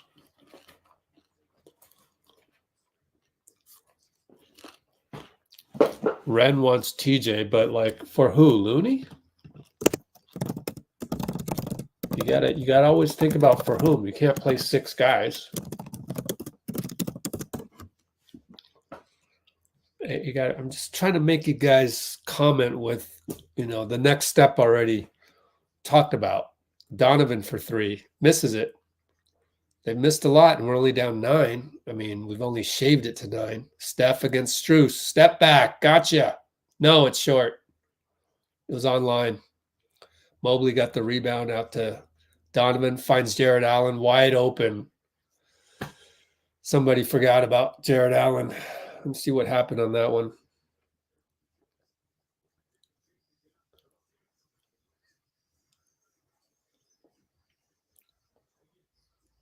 Looney forgot him. 3 ball. Wiggins, I think. I heard Fitz say Andrew. Strus for 3 right back. Wiggs a little bit late on the closeout, which was a little odd.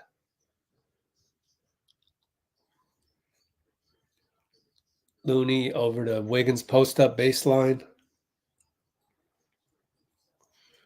Just couldn't get around the screen that time. We miss. Garland gets it. Goes downhill. Finds Donovan. Pull up 3. It's good. Now you got to call timeout. Down 14. No timeout. We're going to keep going. Going to work through this. We've seen this before where we let the starters figure it out. Wiggins fadeaway 2. It's no good. Mobley rebound. Down 14. 805, 804, 803.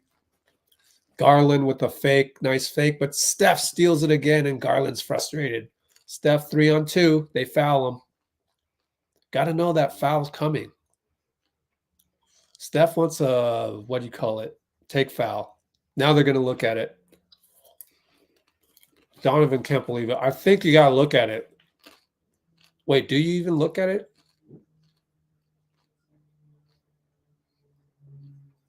Steve just nodded to one of the coaches. I wonder what's going on here. Yep, take foul. They've cleared the lane. Steph shoot 2 in the ball, I believe, is the penalty, isn't it? Hope it's 2 in the ball, I hope. No, it's 1 in the ball. Okay. That's fair, I guess. That's fair. Yeah, it's the definition of a take foul. Yay, we finally found a take foul that happened. Like, remember last year? Kept waiting for a take foul. Never happened. Steph and Andrew pick and roll. Back to Andrew inside. Finally makes one inside. Now we have momentum. We're down 11. After all that, still down 11. 39 to go. Allen wide open. That's too easy. Draymond brings it up. They sag. See how far they sag? Oh, my God. Steph didn't catch the ball. That's catchable. Donovan down the lane over to Strus. Uh-oh. Missed it. Looney rebound. Thank goodness he missed that. I talked about silly turnovers. Pick and roll, Klay, Looney. Good pick, but it's short.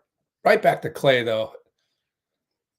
It's a kick ball as Klay tried to get the ball to Steph, who was open. Garland can't believe it, but I don't know. Like, looked like pretty standard call. What's he arguing about? We're down 13, 7:06 to go.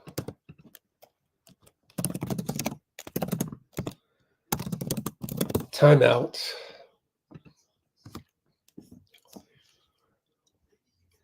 Who called that timeout? Was it us? Probably us to get some good play. Yep. GSW timeout.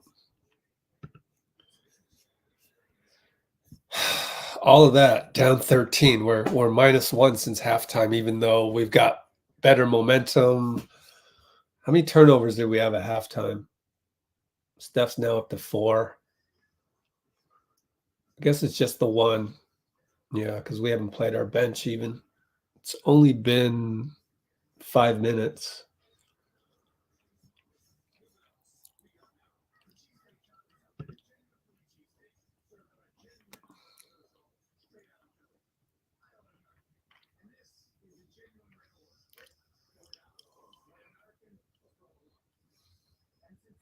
We were building momentum, and then what happened? Well, Donovan went right by Klay on that one. That was so easy. He also hit a 3. So, and then Looney didn't guard Jared Allen that one time on the fast break. Man, this is a weird game.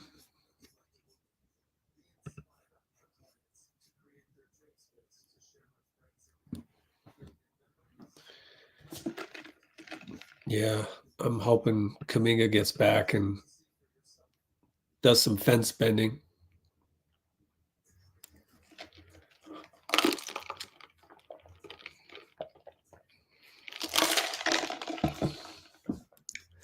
Yeah, this one's hard to really get your hands around.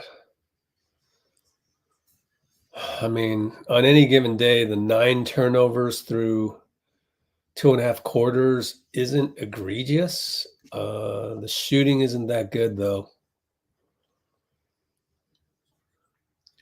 So anytime you're going to shoot 29.8% for the game, it's going to be trouble. And they are going 17 for 26 on 2-pointers.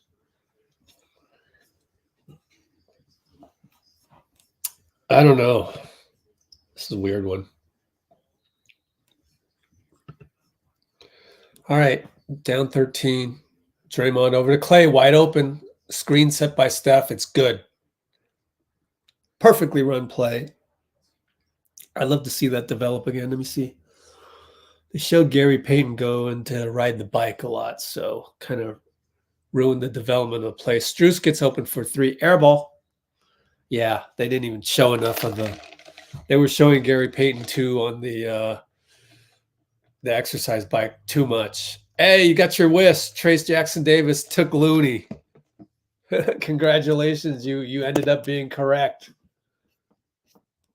Where is it? I gotta give credit where credit's due.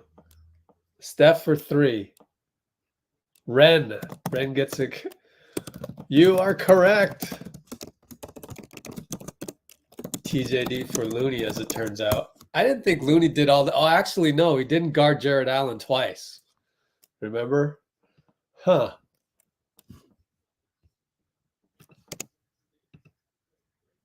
All right, Trace causes a turnover. I missed the play, though. Let's see. Oh, he just ran into him. All right. Cool. We'll take it.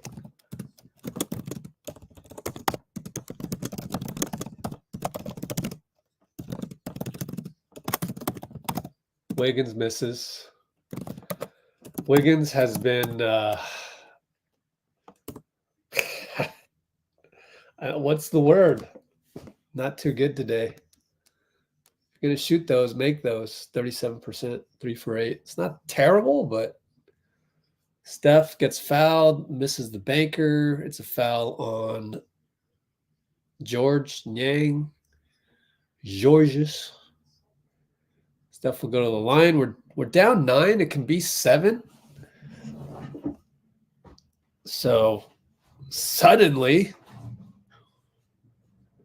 but yeah, I am kind of surprised because Looney did play good defense, but then he also played bad defense 2 times. So yeah, strange one. But I don't mind the give Trace a try.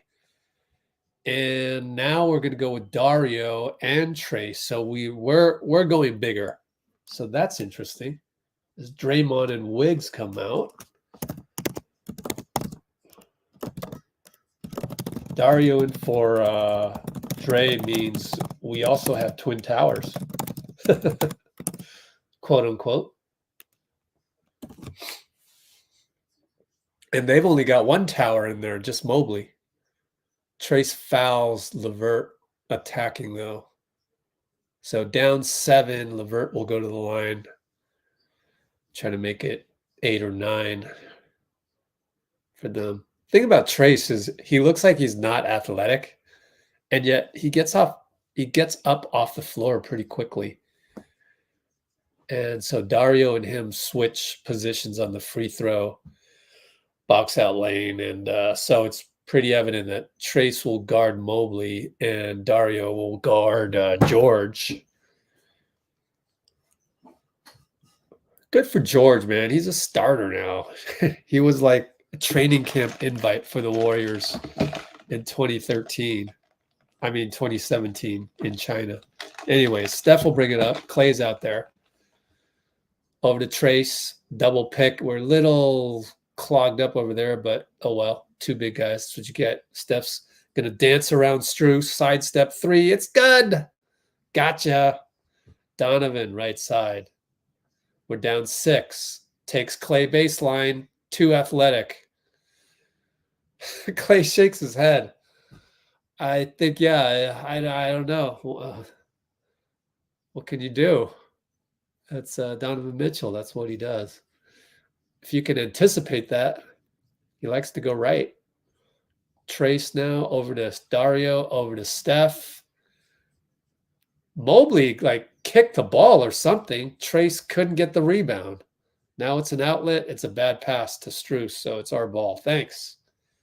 We need all the turnovers we can get. We're going to go to replay as the ball got inbounded to CP3. Can we get more basketball people in basketball? This is ridiculous. There's literally basketball happening right now, and we're watching a replay of Steph. Okay. They never inbounded, I guess. I mean, I guess they get the benefit of multiple cameras to know what's actually going on, but the reason being is GP subbed in for Klay. Donovan blows by Klay, and Klay comes out. GP open for 3. Oh, my God. Airball that Trace got, and he puts it back. Oh, my God. Okay. I mean, if we're going to shoot like that today, then, yeah, definitely need Trace. Oh, they get a dunk from Karis Levert's drive against CP. We have no point of attack defense tonight. And then Steph throws it away. Miscommunication, zigzag problem with GP2. Hangs his head, Steph does.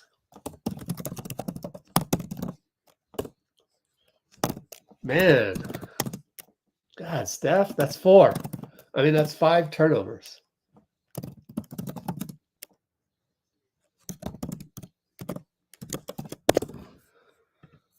Five turnovers. Well, if anybody wants to complain about anybody, just look at Steph's 5 turnovers and then you'll stop complaining, I would hope. Because there's plenty of blame to go around. Garland razzle-dazzles Dario, but misses. Moody in there. Rebound over to CP, brings it up. Screen by Trace. He's doubled, tripled, and CP nearly throws it away, but Dario saves the day. Gets it to Trace inside, 2 points, GP assist. Trace making a difference.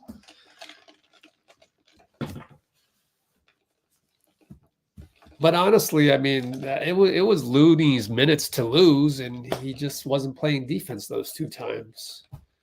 So you bring in Trace for a little energy, and you got it.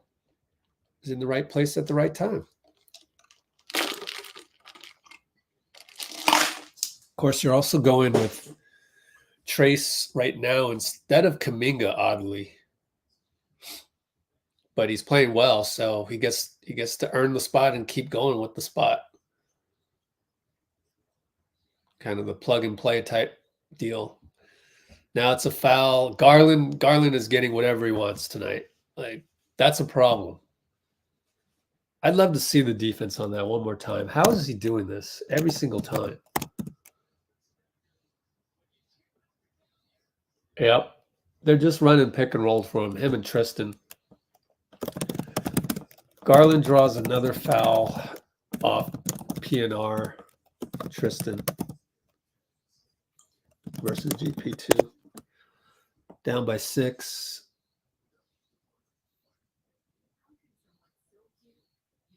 Kenny went to talk to GP. I don't know.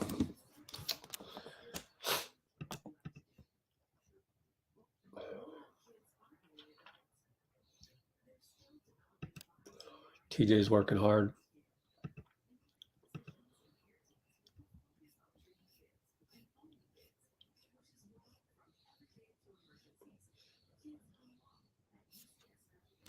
Well, let's hope they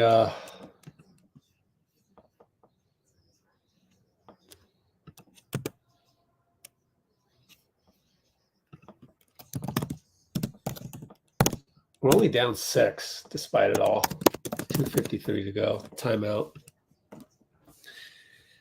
I think just need some more energy, I think. Like getting around those picks, because those are going to happen all day for Garland and LeVert and Donovan even. So got to get some kind of momentum going in with that defense. Get a couple stops in a row. Really do think we need some more energy on defense.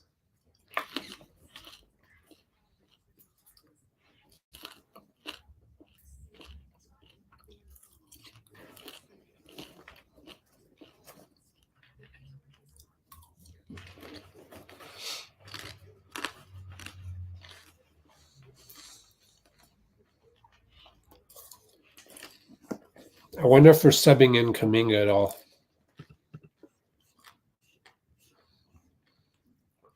Shooting personal, Cleveland timeout.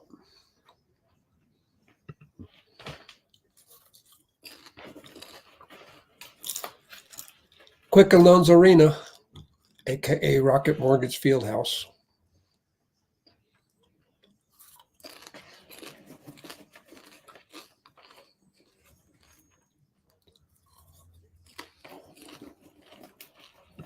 Yeah, it's amazing we're only down 6. Well, could be 8 with Garland at the line. It's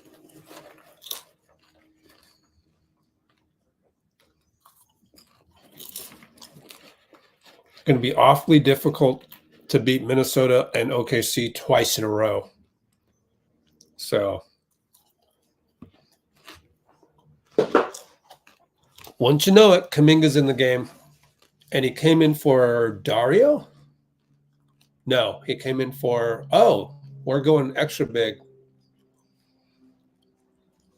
Came in for GP. Dario bring it up with the token pressure. CP trying to set up, and they're attacking CP on defense. That's smart too. They're not just, there's a lot of game tape. CP throws it away. No. Foul on Trace. We're in the bonus, so Trace goes to the line. Tristan pushed Trace.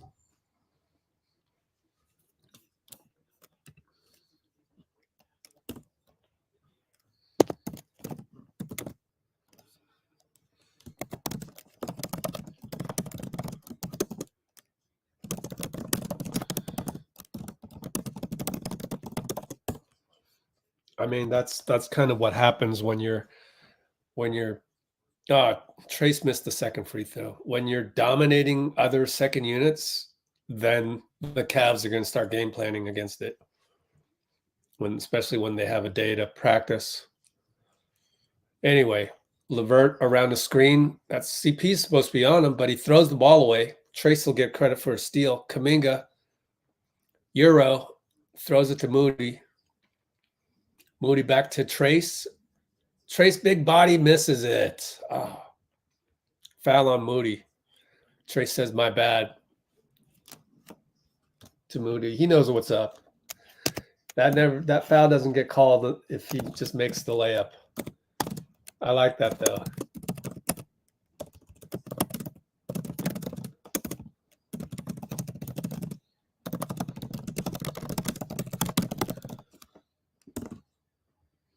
Garland again, but bricks it. Pretty good defense by JK. Trace another rebound. I can't wait to check his stats. CP with the Trace pick and roll. Now we're getting the pick and roll we wanted. Fade away, no good. Oh, CP doesn't miss a lot of those. This year he's missing a lot of those. I don't know. Garland against JK. Wade back to Garland. Good closeout by JK. We're 3-point. What do you call it? Stance. Or I forgot the name of that. Garland against Dario, though, got the switch. Oh, you called that a triple threat stance for Garland, which I butchered. So, anyways, moments later, Garland is at the free throw line, up 7.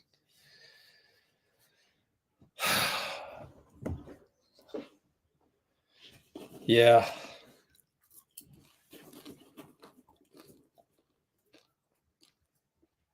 Still stagnation city tonight.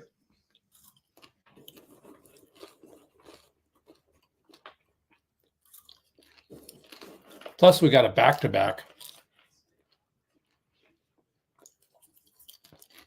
Brandon Podziemski in the game for Dario. Wow. Okay. That's interesting. Well, we got a tech?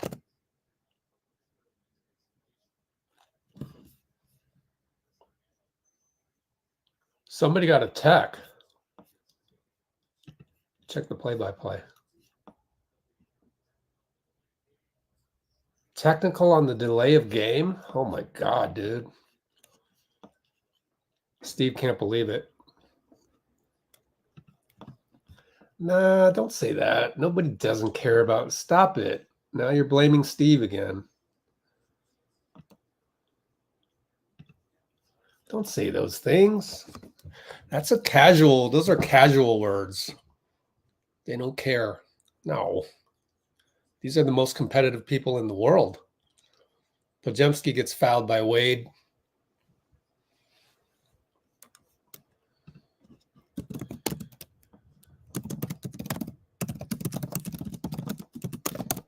Interesting that he came in for Dario. But I guess you could do the double switch with Trace in there, which means, and BP is going to get free throws because we're in bonus. At least we got that going, getting them in bonus. We got a challenge. Oh my God. They're challenging reaching. Come on. You're not winning that. On Wade? That's some disrespect to BPodz right there. If I were Klay, I'd tell everybody on the bench, man, that's some disrespect coming from the other coach. Wow. Come on, man. Well, I could replay it on here. Let me replay it and see if I'm right or wrong. Yeah, he's got a point. Let me see it one more time. Tapped it out. Might have got body though, so I got to watch the body real quick.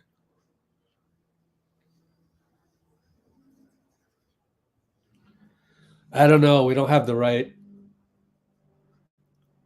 angle to really make that determination. Anyways, it's a challenge. But that's what I would do if I were on the bench. I'd say with the coach's challenge on BPodz, BPod versus Wade, I'd tell the team that they're disrespecting BPodz to get some energy.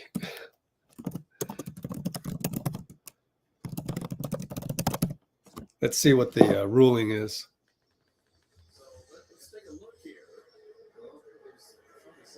Ah, come on. He's all over him. He's touching him on the ribs and all that. Yeah, that's a foul. I'm going to disagree. It's not a foul in the playoffs, but in the regular season, I think it's a foul. Of course, I could be wrong. Looks like I'm wrong. They're going to jump ball. Challenge successful. I don't know. I thought his hands were like on his ribs. Steve is telling the ref, well, BP thought he was supposed to jump, but no, thank goodness. Trace gets to jump. I thought Wade was all over him, but not in terms of that's not a playoff foul, that's for sure. Cleveland wins the tip. Jeez, man. Tristan won the tip. All right, can we stay in front of Garland or not let him turn the corner? Levert, Garland against JK. Traveled. Way to go, JK. Give him some credit. He's going down in the notes as forcing a turnover.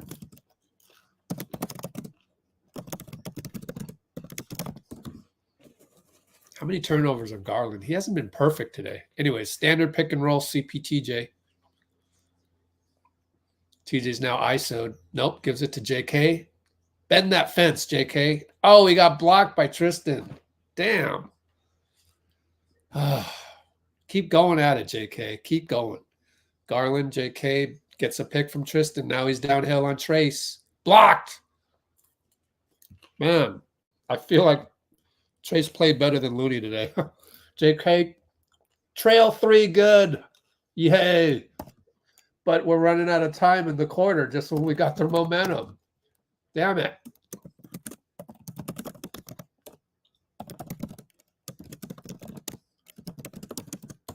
So it'll be LeVert against JK.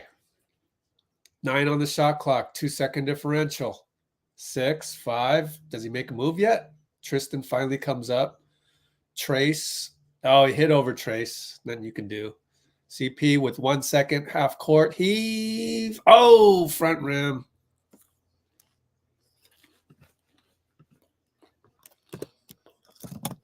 How much are we down? We're down 7. No, we're down 9.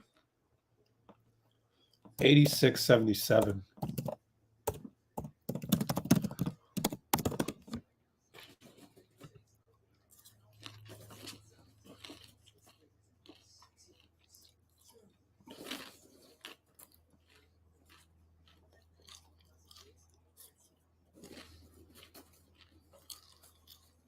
Well, I thought that was a foul as well, but it turns out it wasn't. It's always a crapshoot with some of these refs. If the ref isn't named Eric Lewis, who basically got fired for tweeting, so not him. Scott Foster, Tony Brothers, Ed Malloy. I'm forgetting a couple guys. Other than that, going to be a long night of crapshoots. We talked about it. Every single stream I'm on here talking about that. Where it's I don't know. It's just a lot of 50-50 calls, you know. Of course, if it was our guy and that was reversed, we would have thought that that was not a foul. I don't know.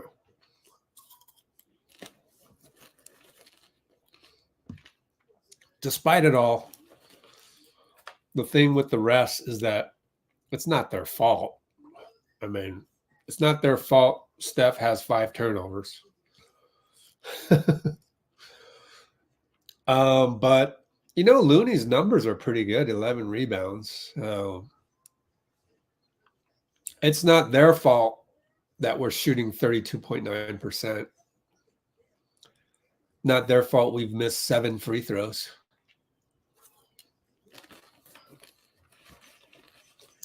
You can't really get a feel for this game from the box score, which is interesting, other than the missed shots. And despite it all, Steph has 7 threes. He has 26 points and 7 threes. It doesn't feel like it.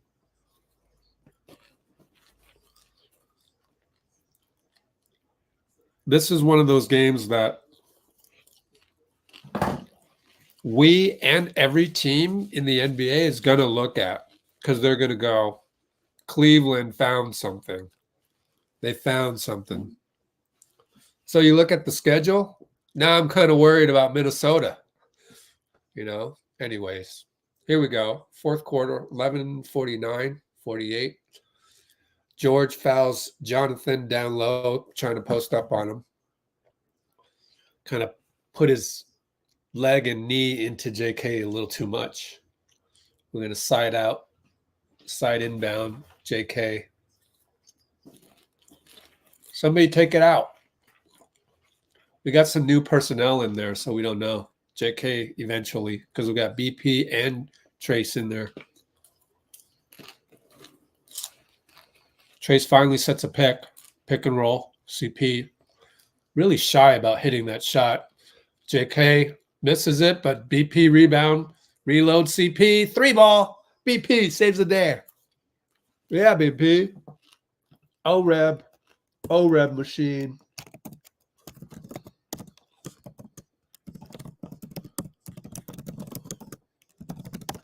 JK against Garland. He's been a thorn on our side. So is LeVert.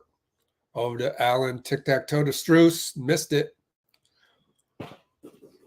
And, well, that's not really a tic-tac-toe, but touch pass to Strus. CP trying to get downhill. Fades away. No good. Again, no good. Golly. CP, my guy. Gets a hand on that pass, though. 3-on-1. No, 3-on-2. Oh, Trace foul. Didn't go in. That was a dangerous pass by JK, but we'll get 2 free throws out of it. Young guys carrying us, I guess. CP's 1 for 7. Good Lord. 0 for 6. No, 0 for 3 on 2s. Man, tough day at the office, man. When was that at? Oh, and he misses a free throw.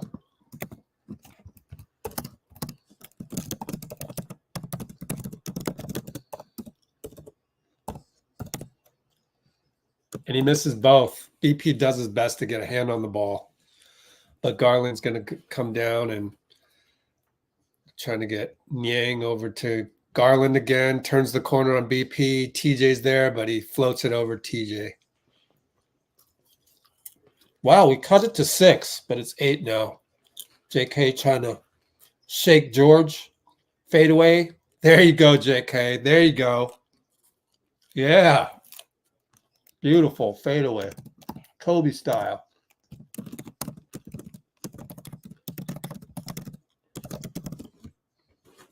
Good aggression, good attack. Killer instinct. Garland again. Short. Jarrett. Put back. No good. Foul.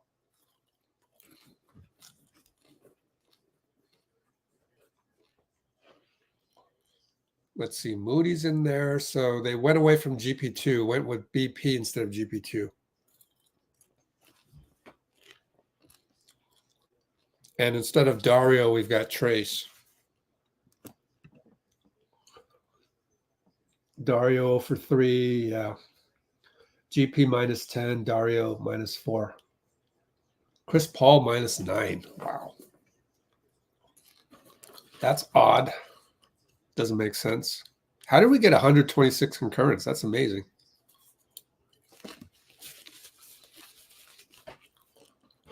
We still got time. Oops. I just spilled a mega popcorn all over because I put it on the chair and it was leaning. It fell all over me. Oops. But I should be eating in your face anyways. So, shame on me. Oh, well. I got some cleanup later. I don't normally eat when I talk, so. It's just that today with the game starting at 3 was a little, threw me off. Really threw me off, especially after I did a website post and a uploaded video to YouTube. Anyways, Draymond, fade away, no good. They left him open. That's the game plan. Just game plan. Just let him shoot. Uh-oh, Donovan in rhythm 3. That's the problem with Donovan. He comes downhill. He jumps. The guy likes to jump. The guy likes to do this, that. I mean, he's a rhythm player. So once it's a rhythm, it's tough. CP and Dray pick and roll over to Klay, who came in. It's short. That wasn't even close. God, Klay. Now Levert finds Garland. Uh-oh. Dagger. No, missed it. Lucky. We escaped the dagger. Would have been 14. JK, 94 feet later. That's a foul. Reach and foul on Donovan. They want to review it. Cavs players saying that was all ball. Looked like a foul, but I'm not watching the replay, so I don't know.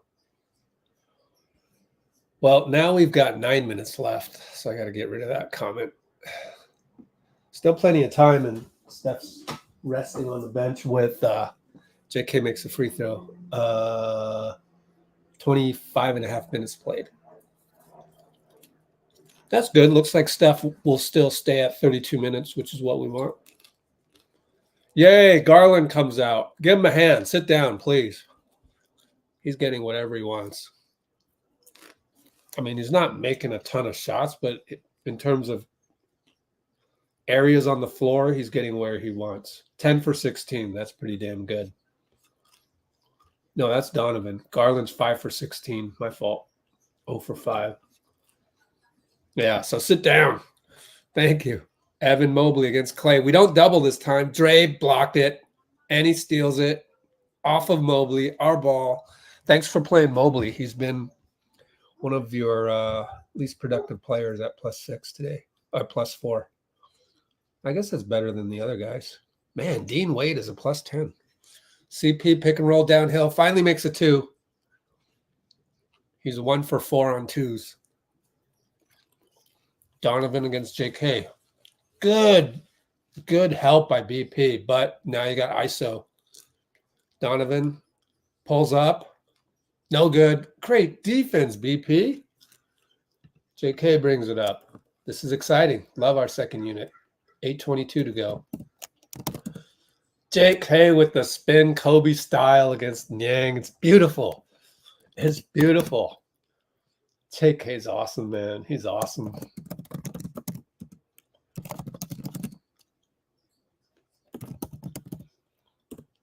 What a spin. I mean, that's textbook. That's a textbook type spin move that he had right there. I want to watch it again.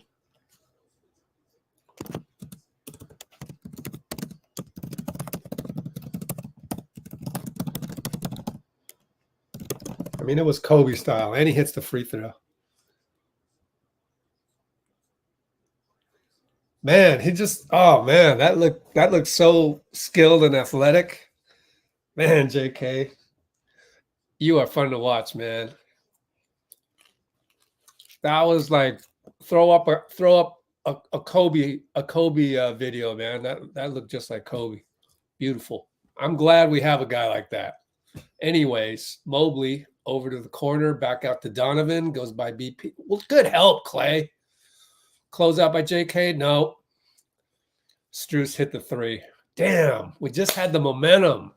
Cut it to 5. Now it's back up to 8. Steph will come in. Next dead. CP 1-on-1 against Jarrett. Let's see. Shoots a 3. Nope. God, he's off. Even though he made the last one. So because he made the last one, you can't really blame him for shooting that one. He felt it. He felt in rhythm. Can't really blame him. Steph back in with 7:44. That means he'll finish with probably 33 minutes.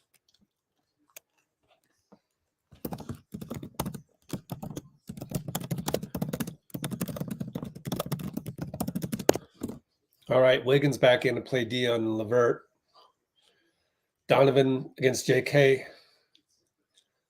Loses it. Yeah, JK. Yes, sir, JK. JK stops Donovan. BP's supposed to be like GP2 in this game. Well, they needed something else. Draymond, they left him open. He dunks it down the lane. We're only down 6. Only down 6. Uh-oh. Donovan crosses over to Mobley. Jump hook. Finally makes one. Mobley hasn't been making that all day. He is 4 for 7. I guess it's not bad.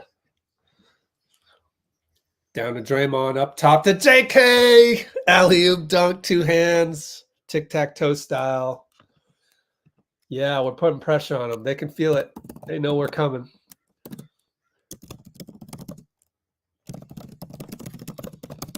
Uh-oh, Draymond falls down. Klay. Look at Klay hold his ground against Mobley. Klay, beautiful. Oh, but Jarrett is there. Dre's yelling at the ref.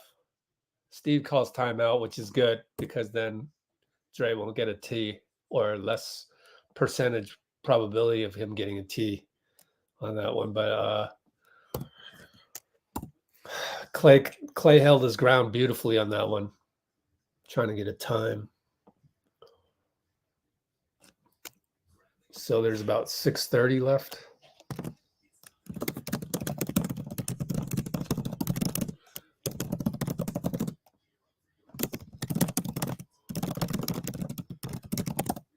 Rewatching that one. Yeah, we just lost track of him. Ah, that's too bad. Yeah, where's Wiggins on that one? I see your comment. Yep. Kind of left that area. Wiggs could have gotten more centered in there. Not the most locked in game for Wiggs, is it? So right now we've got score again. We're down by 8, 6:25 to go. God, chipping away, and then up, down by 8 again. 6:25.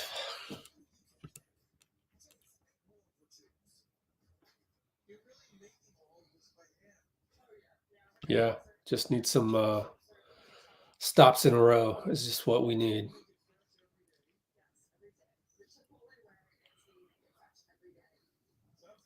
Yeah, I don't think we're going to see Saric anymore. Just doesn't have it today. He had it for a good 2 weeks, so it's all good as I try to clean up my place of the spilt popcorn. My bad.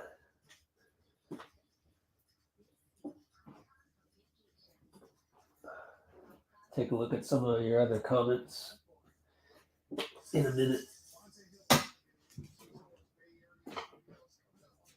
Okay.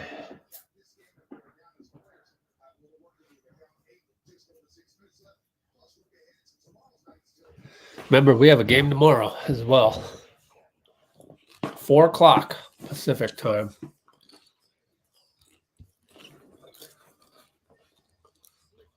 That was a 3-second violation on Mobley. Yeah, I don't know. I didn't see it. I think it hit the rim. You know, somebody shot it, hit the rim, so then it restarts at that time. All right. JK still in the game.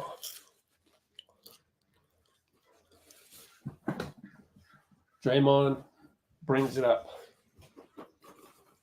Over to JK. Down low to Dray. Here comes Steph around the... Nope, didn't get picked. Dray to cutting Klay. Stays here. Knocked out by Donovan. Down 8. 6:10 to go.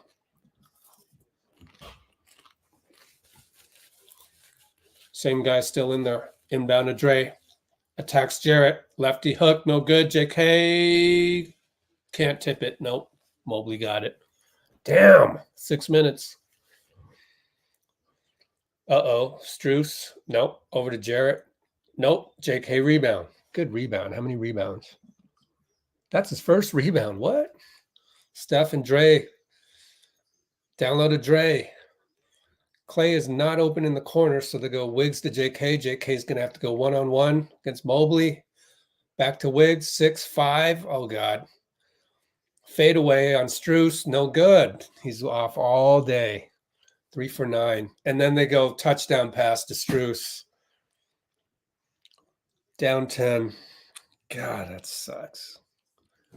I mean, what are you going to do? That's Wiggins shot the ball and Strus took off, and Steph loses the ball. 6 turnovers. Dunk for Strus.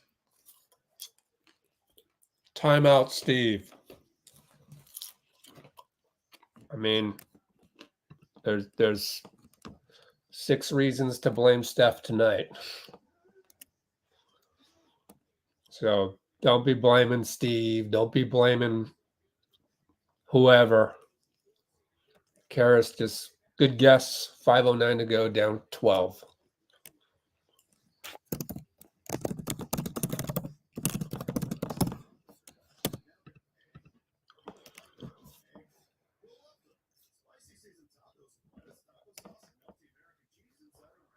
$104.92. 6 turnovers.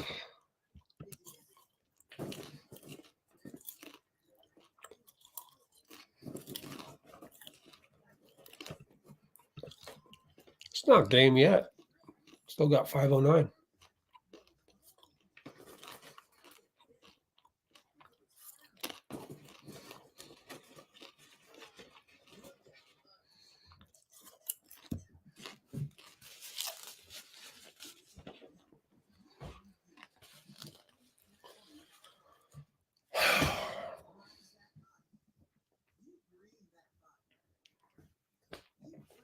How many points off turnovers do they have?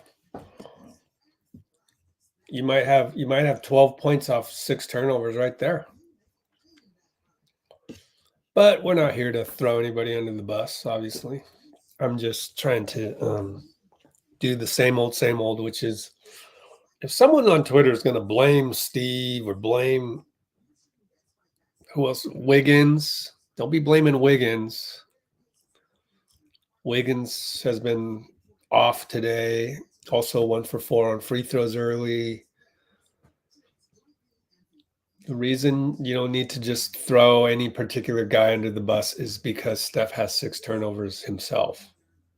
And if we're not throwing him under the bus, we're not throwing anybody under the bus.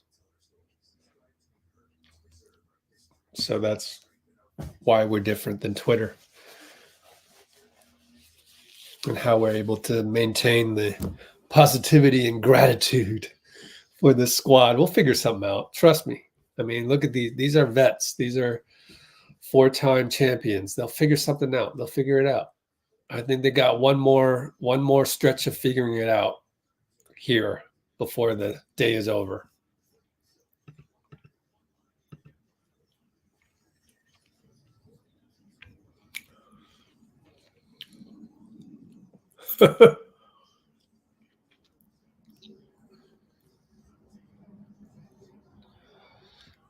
We'll figure something out. CP back in the game.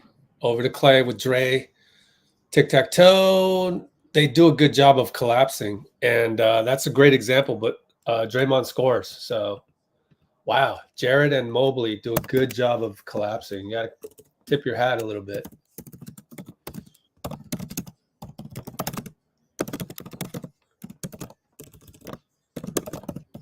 Strus for 3. Oh, my God. Mobley got by Klay. Klay's mad at himself.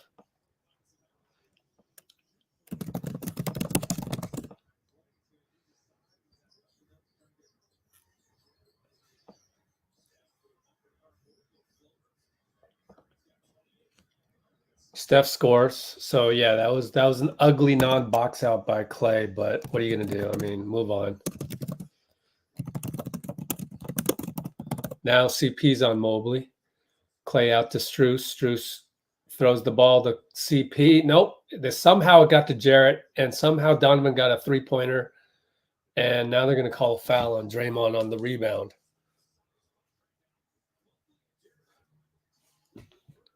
Klay is really pissed off at the ref.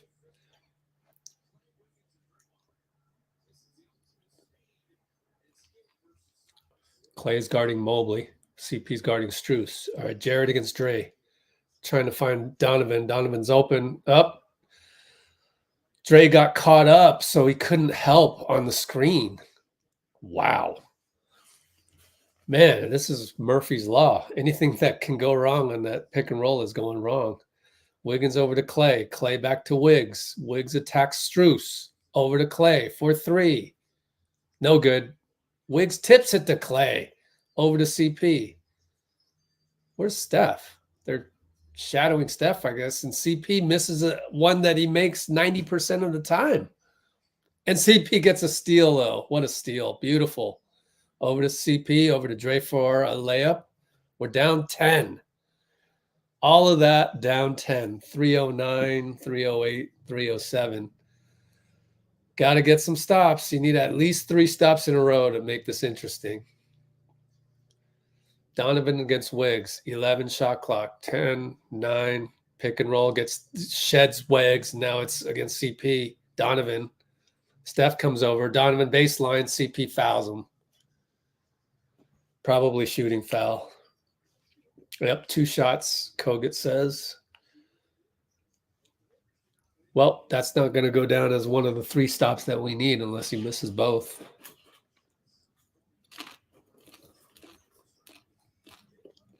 Garland back in.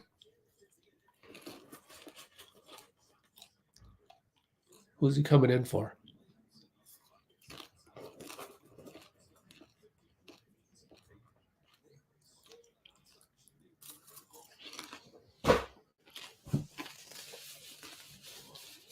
So I pretty much can't eat popcorn anymore because that's obviously bad luck.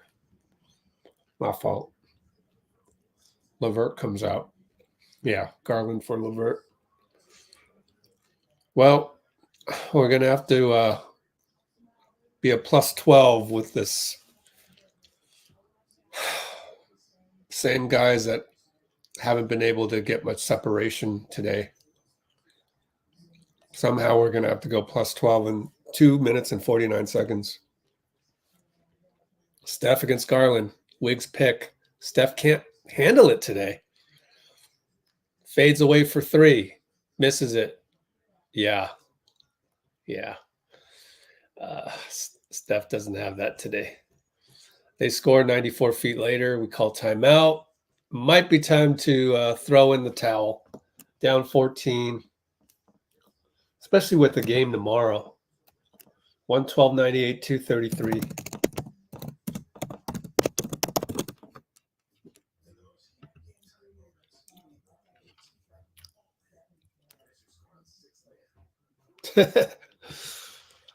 Yeah, I won't be eating popcorn tomorrow.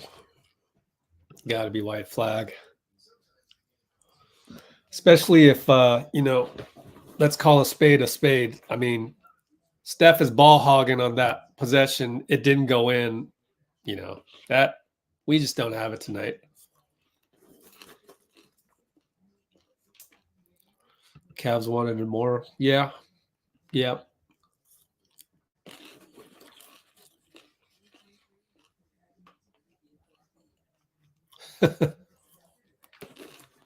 Well, don't get too mad. I mean, you still got the best team in the world to root for. If it's going to be my fault for eating popcorn, I might as well keep eating popcorn. Actually, I'm pretty full. Yep, we've thrown in the towel. Corey Joseph in the game. Yeah, you got to give it to the Cavs. And they're different. They're a different team. We just haven't seen. Guys usually don't collapse on CP3 like that. Pods in the game. Oh, misses a reverse layup.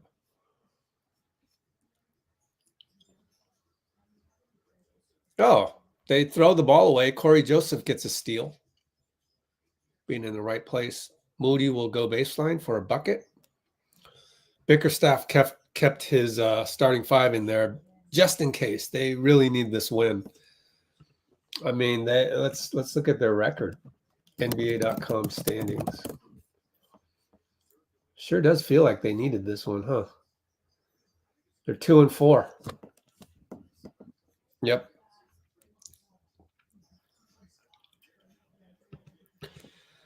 No more popcorn. Yeah, we were due for a loss at some point. Was that a missed 3-second violation? I don't know. Oh, did Kuminga just score again? Man. It is a very long season. Only 34.8%. Yikes. Cowboys lost. Yeah, we got a game tomorrow. I mean, literally 4 o'clock. So 22 hours from now, basically. Oh, Trace falls for Mobley's fake, and it's a dangerous looking foul there, but luckily just fell on him and take 2 free throws. Here you go, Mobley. Here's the ball. Take 2 free throws.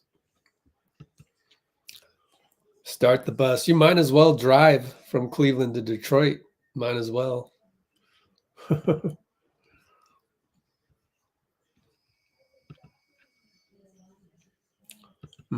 Only the second time we've shot this bad.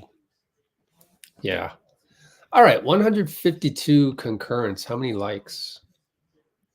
86 likes. Are those Moody's first minutes? No, he actually played very well in the first stretch with the second unit. Let's see. What was I going to say? Oh, yeah. 100. Okay, dropped down by 6. 146 concurrents. 86 likes. Please splash the like button. What is that? 60 times. Win streak ends tonight. Yeah, it's tough. Let's see. How are those standings holding up? 6-1, 5 and we're gonna be 5-2. Mavericks, Pelicans. How are those teams doing? Games. No, not games. Oh yeah. Mavericks are losing to the Hornets at home, but it's early.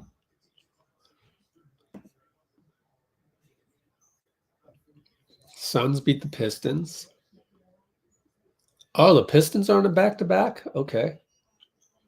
Spurs lost to Toronto. That's it for tonight, huh? Sunday night.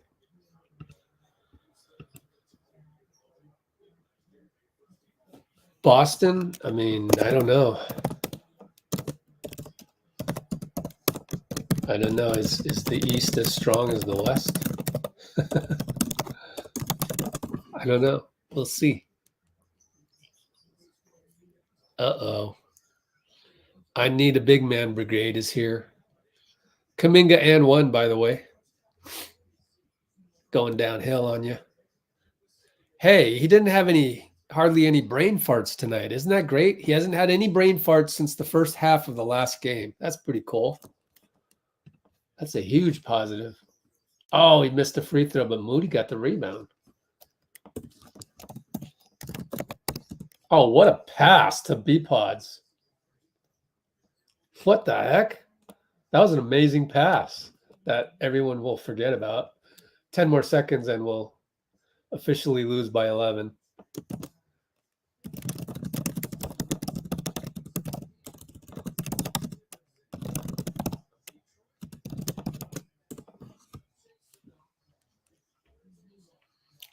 What the heck is that?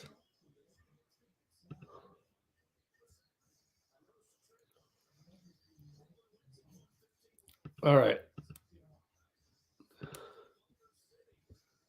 Right. NBA probably not trying to compete on Sundays. It's going to be a tough home stretch, I think. So now suddenly I'm worried about Minnesota because they play Twin Towers. Well, at least we got a game tomorrow. Like it just, boom. Like no one's going to care about the post-game interviews. So we can just move on to the next 20 hours from now. So that's kind of cool. Kind of just moved on.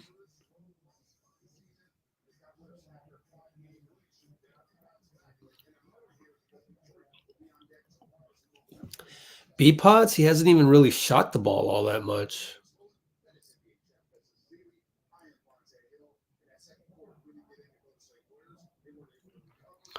I thought JK had a good first half today. I thought he had a good first half.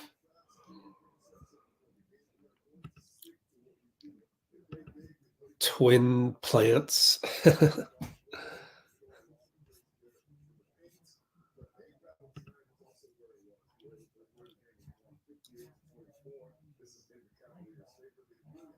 Okay.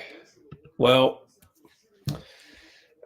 I'm going to head to Starbucks later since it's only 5:30 right now and we got an hour of post game, so 2 hours and 39 minutes on the live stream so far. Do one more hour and should be good. Non-conference, non-in-season tournament.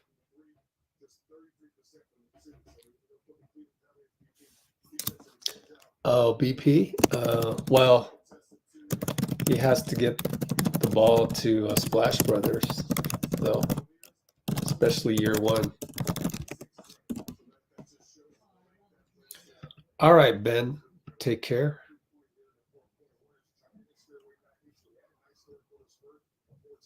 Our young guys played well. Yeah, that's true. Shot below 40. Yeah. TJD. Trace. All right, Gross. Yeah, well, I'll just be here for the post game interviews and do the same old that we always do, which is show you the audio, let you listen to that, and if there's any video that I get from the NBA media database, then yeah.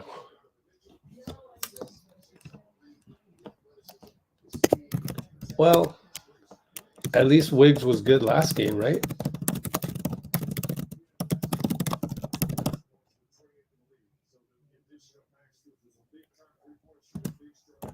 They'll figure it out. Wiggs will figure it out. We gotta have faith in him. Draymond scored 18 and we lost. When's the last time? What did the get Dean get on that? What's our record when Draymond hits 2 threes and we lose? Let me see if we can get Dean Chambers on here. Nothing from Dean. Didn't he comment once? I guess he's working. Must be working. Wiggs seems slow to react. I don't know. Yeah, I mean, he might be rusty. Yeah, he's got to start showing some of the old Wiggs pretty soon.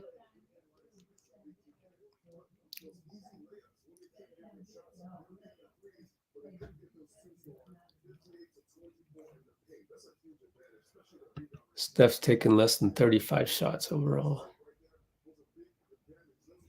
Wow. Cavs were winless at home. That's crazy. That's a crazy stat.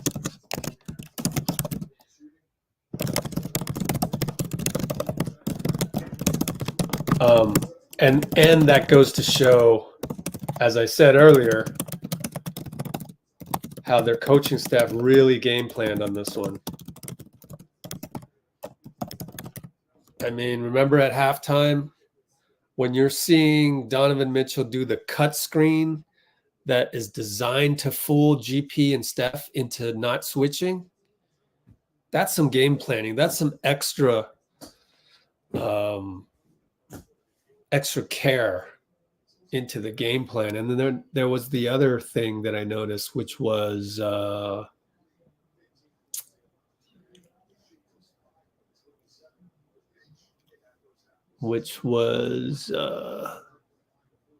sagging on Chris Paul.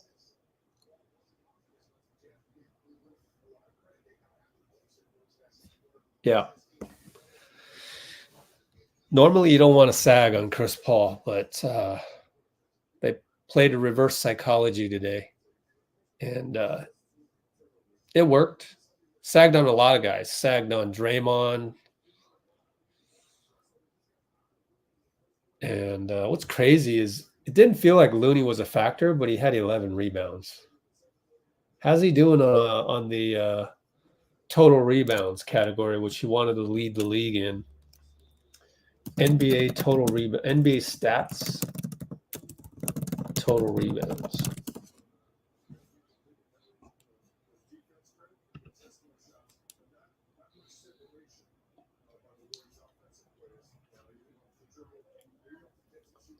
Value, what the heck does that mean? Rate per game, no. Season totals. There we go. 21st. Ah. Dang, Jokic is way up there. 89 rebounds. 89 rebounds in 6 games or 7? 89 rebounds. Standing, NBA.com standings. 89 rebounds in 7 games. That's 12, almost 13 per game. Sheesh. Looney's at about 7 or 8 per game.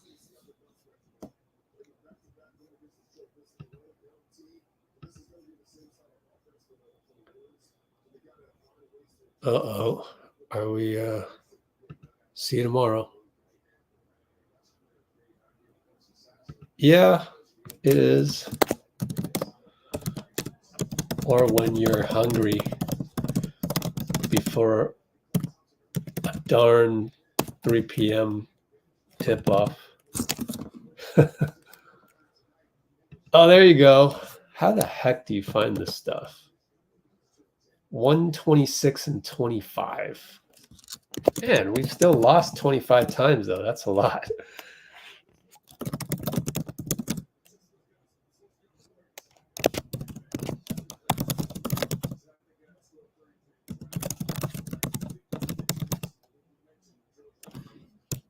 At least I got all the game notes in quarter 1 through 4 on one description. Normally, I easily run over. Anyway, figured 50-50. Draymond is getting more points than other folks. 50-50. Well, it's what, this? That's not 50-50.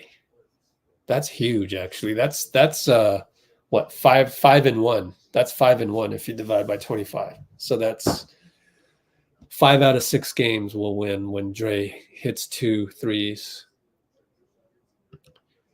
And if you look at the poll, 77% do think that, according to our poll earlier, 77 people think Draymond has uprighted himself a little bit on the backpack release. It's a cute release, though. It's cute, man. Little backpack, little hunchback.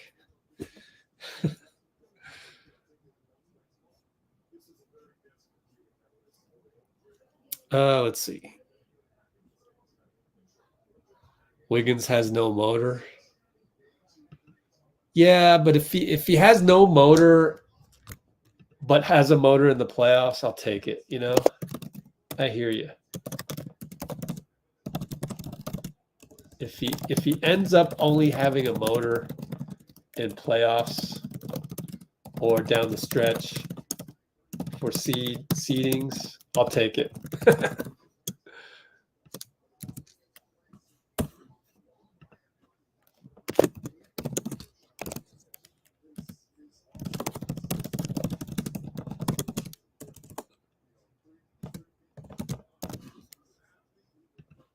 I never did the write-up. Remember, I was going to do the write-up on the website and have some of your best comments. Actually, the comments are in my website write-up. If you just go to Let's Go Warriors, that's because I just copied and pasted them.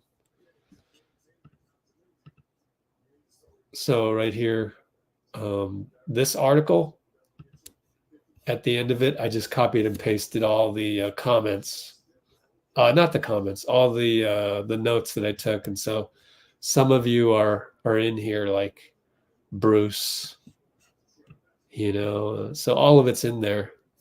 So technically I did write you on the website, but I didn't point it out. And you have to be a freak to go read every word of my post because I put everything on there. I just it's a core dump.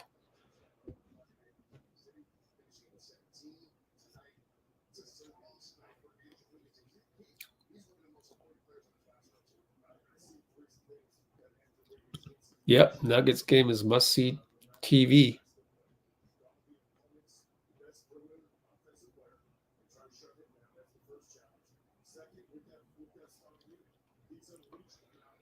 Game was lost in second quarter. Trade Wiggs for a hot bag of Cheetos, or bag of hot Cheetos. I mean, like I said, what if he's playoff Wiggs?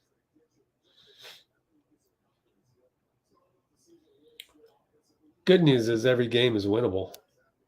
Not every team can say that. 50-6 when he makes 3 threes. How many did he make tonight? Just 2? 2. What is he on the season? Let's look.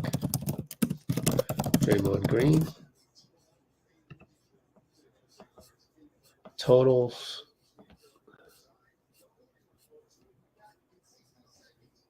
Four for 10 plus 2 for 3. Ooh. 4 for 10 and 2 for 3 is 6 for 13 on the season. Hey, not bad, Dre. 251 mark. Draymond is 6 for 13 on the season in threes.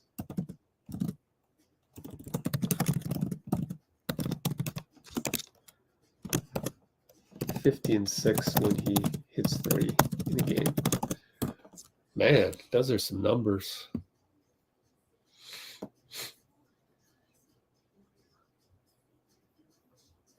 Yep. Cavs coach really great game plan for us. Yeah, Wiseman hasn't been playing that much. We can look it up. It's too bad, but whatever. Maybe they're purposely doing that so he doesn't have to get paid a lot next season, picked up for cheap. Yep. He has 5 DNPs out of the first 6 games.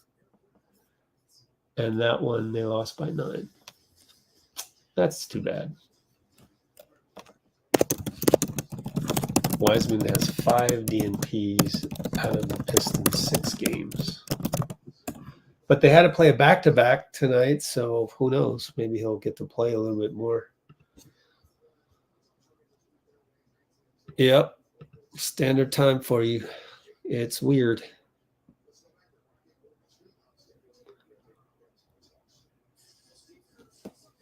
Okay. Low battery. Oh, no. Oh, saved my laptop from battery right there. Okay.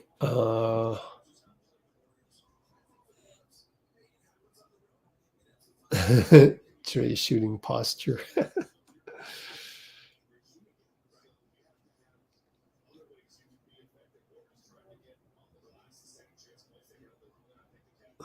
Okay, what else is going on?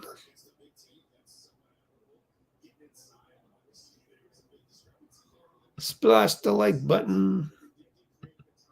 SG Sports Talk channels in the house. Sarich, scoreless. Shockingly. It was weird. He had that one play where he kept going like, yo, you're dribbling into no man's land. And sure enough, bricked it. That one was a weird one. Oh, I think Wiggins went through a lot last season. I think that's totally within the realm of possibility. But who knows? And he's not going to tell us.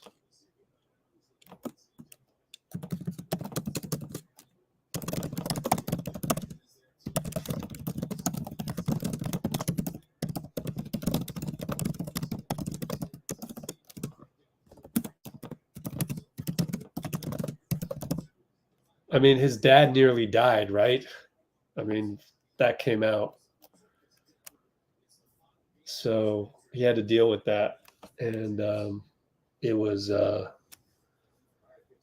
basically he missed 3 months of the year. There are going to be losses again. Yep. Good start, though. Yep. 4-1.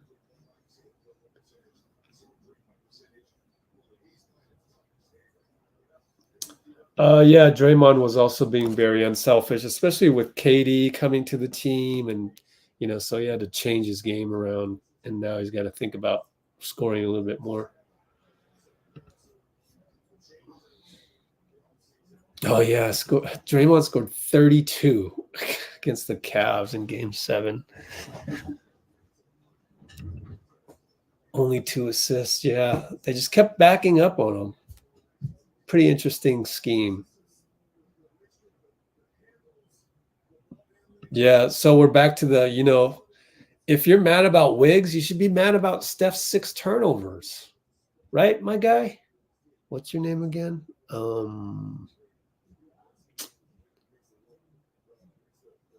Gosh, it's been a while. I'm scrolling and scrolling. I can't find Drippy.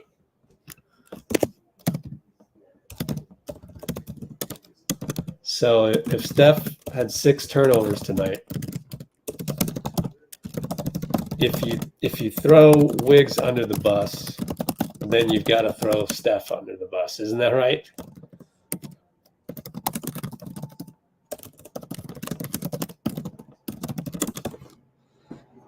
So maybe that logic will help you back off a little bit. Maybe that logic will help you go under the bus and help Wiggins back up off the floor, off the ground that you just threw him under. Let's see. SG Sports Talk. Give it some time. What's my 5 takeaways? Oh, cool. All right. Glad you asked. Let's see. Well, to stay positive, I mean, number one, the Cavs, they really game planned us. So kudos to them. They had a day at home. They had time. They had practice. And they looked at it. They go, we haven't won a game at home yet. And we better start winning at home. And so let's really focus on what has the Warriors been doing right. Oh, their second unit is doing this, that, and the other thing. Okay, let's game plan on that. Let's throw a curveball to CP. Let's throw a curveball on their automatic switching. So takeaways, number one, Cavs really game plan for this. Number two, for whatever reason, which I'd have to watch the tape, couldn't stay in front of Garland. So that's our fault that we can do better. Steve Kerr's at the podium. Number three, I thought JK played well. Kind of a bounce back game from the shaky first half of OKC.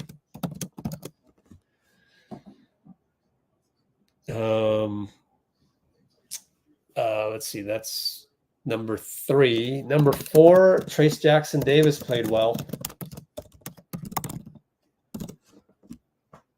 And number five, well, yeah, Steph and Wiggs could have played better. So that's my 5 takeaways. Is that a takeaway? I don't know. We'll be fine. All right, let's get to the end of this. I guess you're thinking we're gonna blow out the Pistons. I hope you're right. Let's see. Definitely need. Oh gosh, here we go again. Let's not give any attention to that. Yeah, but a lot of those turnovers tonight were one-on-one. I already can picture the one against Donovan, the one where Garland tapped it out. No, it was LeVert tapped it out. Yeah. Yep. Yeah, I agree with Bruce on that. But anyways, yeah. Okay. Oh, not specifically in this game. Okay. Anyways, CP needs to shoot better as well. That's true. There's plenty of blame to go around. Yeah, it's hard though. It's hard though sometimes.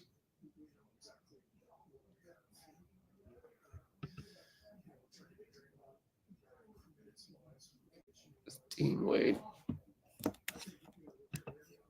So let's get Steve on the podium, but SG Sports Talk, email me. And I have a pretty high bar. So fair warning. So we'll have to see.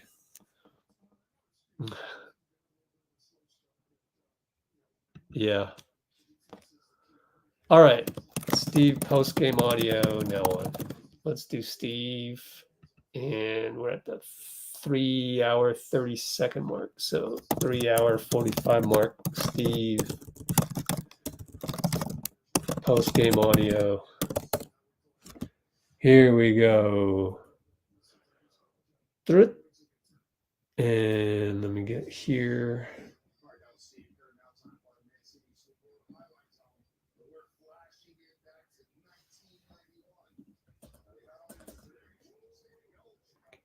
Here we go. W.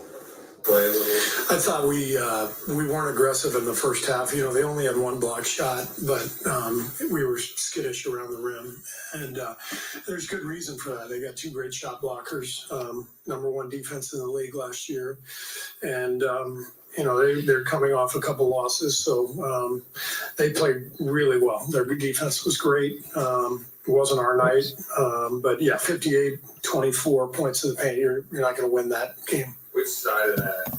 It sounds like maybe the 24. So that's the one that probably. Yeah, the 24 bothers me. You know, it's a weird game. We just never got it connected. You know, it never felt like our offense helped our defense or vice versa. We weren't getting stops. We were taking quick shots. A lot of bad possessions. We didn't turn it over much, but we didn't have good flow to our offense. And obviously we searched, you know, we played a lot of people just trying to find some energy. I thought Brandon and Trace came in, did a really good job, but we didn't have it, and they were great. So going to Brandon and Trace in the third is just a fine spark. Yeah, find a spark. You know, with Trace, you know, he can finish in the paint against those big guys. With Brandon, you know, he's an energy guy. He plays with a lot of feel, and you know, we thought maybe he could connect the game a little bit, and he did. He did a nice job. But you know, like I said, they were just way better. We weren't going to win that game. It was, you know, low minutes for Looney for I think the second straight game.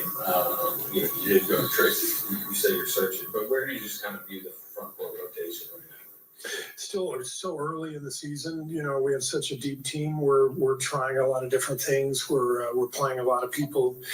So Loon hasn't played a ton the last two games, but we know exactly what we have in Loon, and you know, we're trying to get Draymond back minutes-wise, conditioning-wise. So I think, you know, we're good. We have a lot of options, but we also have a lot to sort through. And, you know, every night's going to be a little bit different here early in the season. With Wiggins, do you feel like if he's fine as full offensively, the things start to look for him, or do you think it's more dynamic or more complex than that? No, it's been a little bit of a slow start, but you know, the defense is the key. You know, his defense is always so important for us, and the better he is defensively, the more his offense will come. So I'm not worried about Wiggs at all. It's just it's a slow start, and he's got a long track record. He's been with us for 5 years now, so he knows how we play, and I can probably try to help him out a little bit with some things, but Wiggs will get there. You play. All right, go. So I guess they're blaming Kerr. I mean, is Klay not boxing out Mobley Steve's fault? Is Steph's 6 turnovers Steve's fault? The list goes on and on. So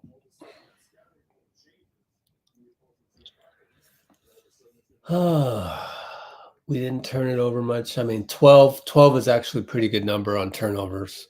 6 individually, not good. But 12 overall is manageable. I can't win every game, though. Vets are playing tomorrow. Slater just tweeted that. Excuse me.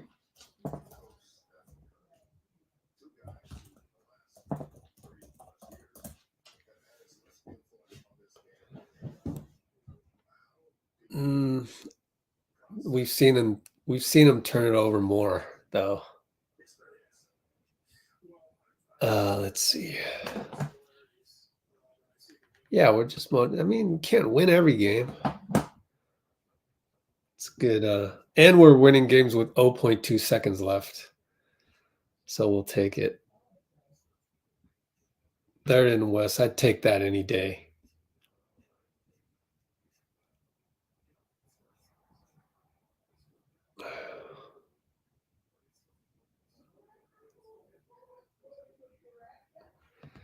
Yeah, well, on Twitter, they're killing them, especially Famous Los to do that. Come on, bro. You got like 1 million followers and you're going to go on there and blame the coach. Have you ever coached the game? Has Famous Los ever coached the game? I don't think so.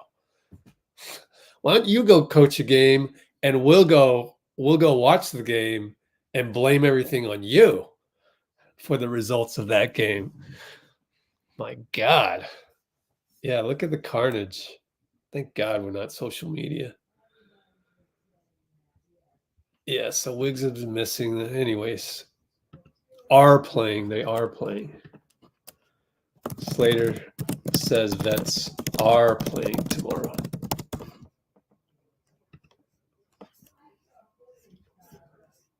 And that's somewhere in here. We'll get to it.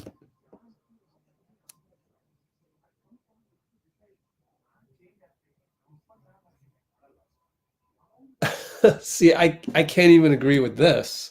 So you're asking for 5 takeaways, right? So some of these are takeaways by Slater. I mean, I'm a different breed of animal. Second straight bad defensive game. I mean, bro, the other day they had Chet. They play small and fast, and Dort went 7 for 7 on threes. Like that, you can't go, oh, you play bad defense when they play that great. That's like saying, oh, Detroit, you played bad defense on Phoenix. Bro, it's Phoenix. It's KD. They're way better than you. Like, you just, I don't get that. It's not bad defense. It's just the shape of the game. OKC is always going to be a different animal. You talk about teams that play different. It's us, OKC, Utah, San Antonio, and the Kings. 25 other teams play like the Cavs. So, it happens. And we're the diametric opposite of the Cavs. So for this to happen right after OKC, no one's talked about that either. How many teams have played OKC, then played the Cavs? It's like you're flipping a switch. You're going from super fast to super slow, super small. Chet Holmgren's not small, but technically, they're small. They play small. And then you're going to a team that makes no bones about it. We are going to play Evan Mobley and we're going to play Jared Allen and we're going to collapse on everything. Obviously, except for Steph, where it can be helped. But if you're not one of those 3-point shooters, they sagged on Draymond and he hit 2 threes, right? So we'll sag on everybody not named Steph and Klay and take our chances because that's all we can do. If we did anything else, then we'd go out of character. So it was a matter of circumstances. They had to win it. They had an extra day of at-home practice, game plan, threw the kitchen sink at us. So nobody really talks about that. We just played OKC. Now we got to play Cavs. That's like going from a hot shower to a cold shower. There's my hot take. There's one of my takeaways. Playing OKC, then Klay is like going from a hot shower to a cold shower. Give him a break, man. Give him a break. We can give him a break after like 3, 4, 5 thrilling games in a row. Let's give him a break.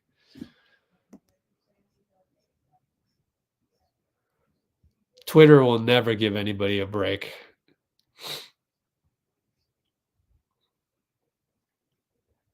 God, that would be great. That would be great. Man, I'm putting that in the comments. In the timestamps. Yeah, I love that. can't wait for Twitter to no longer be relevant. Yeah, I agree. They want us to go 82-0. I know. Right? The Suns are only 11th. I don't even think the Suns fans are throwing the Suns under the bus the way certain Warriors fans are throwing the Warriors under the bus on Twitter. Underdining on SGA, which I think SGA actually slows the game down a little bit. Like, to their credit, like they need him to control the game in the crunch time. But he has a high usage rate. So when you take away the high usage rate and you're zipping that ball left and right, OKC becomes even more different than usual. I know. Yeah, I hope so too. But luckily we lost. Luckily we lost. No, I mean, the fact that we lost tonight will affect their competitive spirit, I think. And so that might work towards our favor for the back-to-back in the city where you expect to win all the time. For some reason, I keep remembering going to games at Little Caesars Arena. Oh gosh. Like Little Caesars Arena. I keep remembering that vividly. Like it's a pretty good road trip. Going to Detroit, it's a pretty good road trip. One time I actually me and Rusty Simmons, we drove from I think it was Detroit to Cleveland. Yeah, we went from Detroit to Cleveland one time. Oh my gosh, that was an experience, man. In the snow, baby. Oh my gosh. It was like middle of February. Not the best time to do that. Of course, my dad would be going, "What are you doing? Why are you doing that?" One time I drove from Houston to OKC. Yeah, I did that. I think it's 3 hours or 6 hours. I can't remember which. Probably 3 hours. Oh gosh. But I won't ever do that again. But it's kind of fun to have done that for the sake of basketball. You know, I've done long road trips, not across America. You know how people always want to, oh, I want to drive across America one time just to experience it. Yeah, I did the mini version of that. Drove from Cleveland to Detroit, which is not too bad, or Detroit to Cleveland, and then I've also done OKC and Houston. Or was it Dallas? I can't remember. I've done the triangle by car. That was crazy. I mean, this was only like 4 or 5 years ago, maybe 3 years ago. Nuts.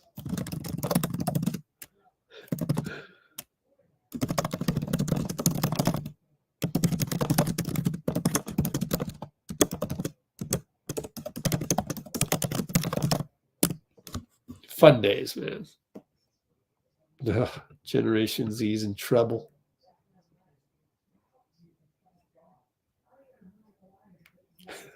Future of people. Oh yeah, crazy. What do we? Let's look for some. Let's go to Twitter and see if there's any news that we're missing. Probably not. I mean, there's not much to talk about in terms of a loss like that.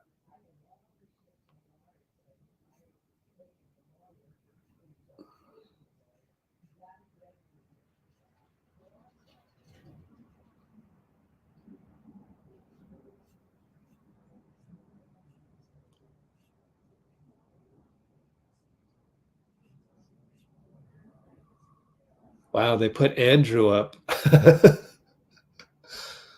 Steph got 28 points and it was like not the best game. Isn't that crazy? Still 7 for 11 on threes. That's nuts. It's absolutely nuts.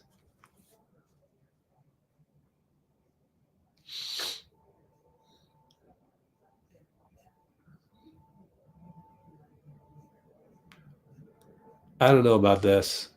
I'd rather have JK finish. You know what I mean? Just go small. If you're gonna put a rookie like Trace in the closing lineup, I just put Kuminga in there. I don't think Trace has earned that yet. I think jumping the gun a little bit there. All due respect, because John Dickinson, quite frankly, is one of the few people in radio that talks sanity.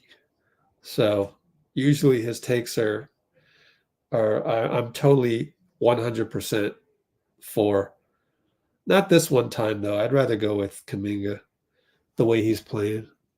If you're gonna go Trace, then you got to try Kuminga before you do Trace. And if Kuminga closes the game and it's bad, okay, then maybe you do try Trace, but you got to give Kuminga the nod first if you're going to do that. Otherwise, it's CP3 or it's Looney, right? That's your closing lineup. Or GP2 for defense.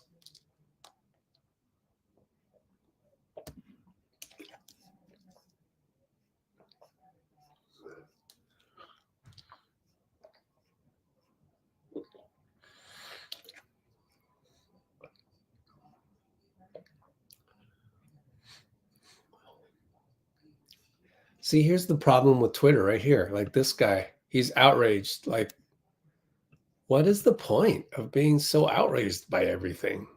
Can't you look at life without being outraged? So the Pistons beat writer goes, he's from Detroit. He's rooting for his team. If you just weren't outraged in the first place, you wouldn't have been made a fool. And you could have avoided all that. Oh, whatever.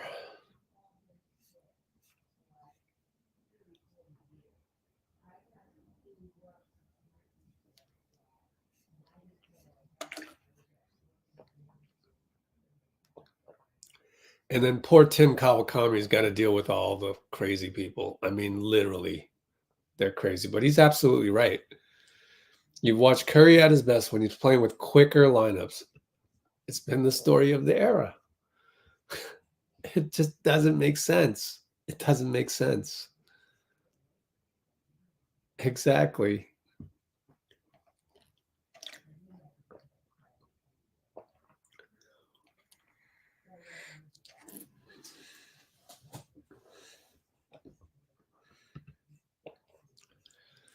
Let's refresh this.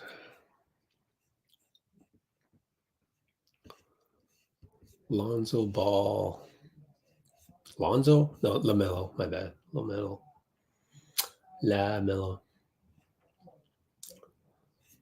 And then she's always arguing with other outraged people. It's like, gosh, how do you even have the energy? I'd rather be on here with all you guys. John Dickinson. Is he there in Cleveland? I don't know. I think he is, but I'm not sure. Yeah, there's nothing much going on here. Josh Allen taunting. These are bitter rivals, though. Bengals and Bills. All right, so not much else to talk about there. See you later. Jalen Duren playing well. Cade is back. Oh, gosh.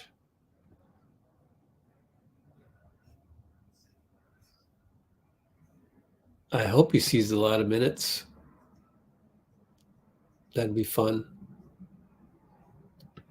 Oh, yeah, that is a good topic. I believe the deadline is the 7th. So still one more day to announce it.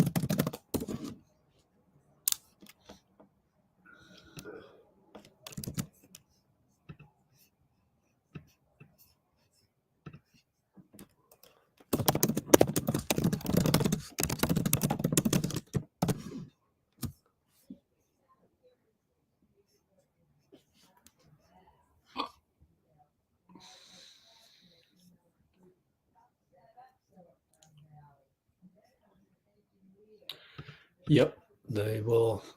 They should be motivated tomorrow. Still be angry about losing.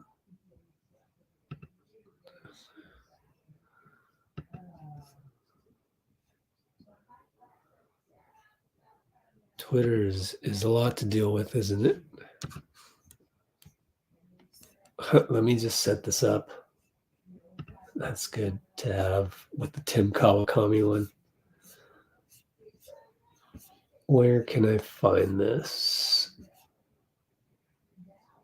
There it is, Tim. Yeah, let's go to Tim. This is fun.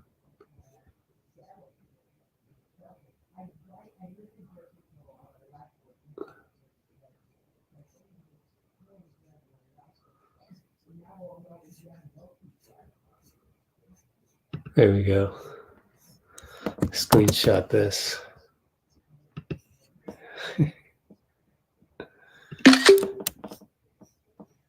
All right, so we got tomorrow to look forward to. Let's see. Oops, I gotta go back. Back one more. Just go here. Okay, not much to talk about.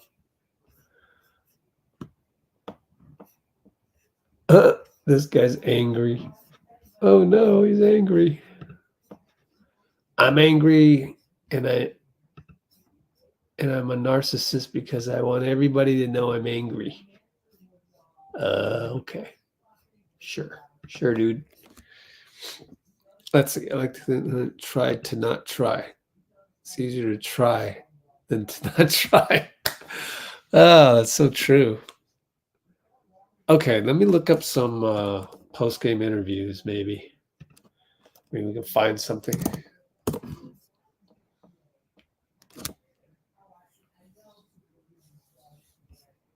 Let's see. It's very slow.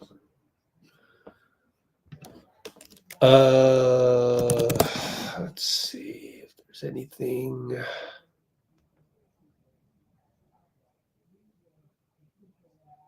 Nope, nothing yet.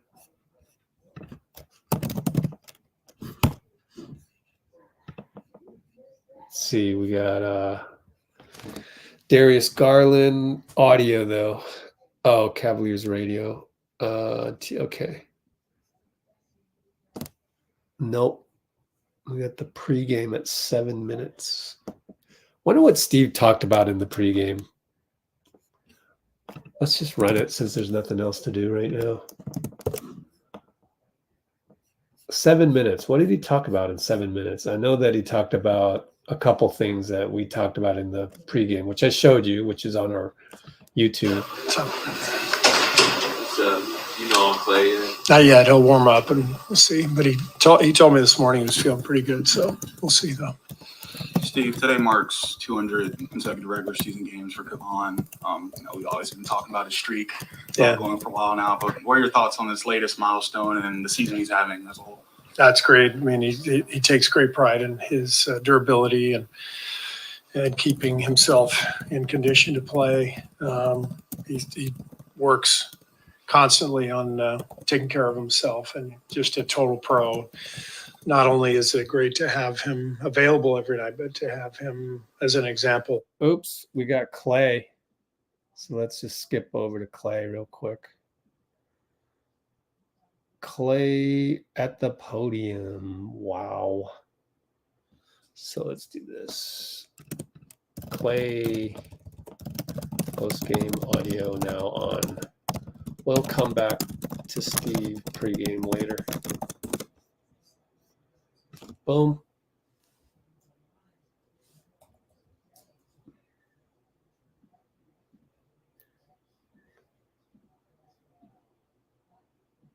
Klay tosser right out the podium.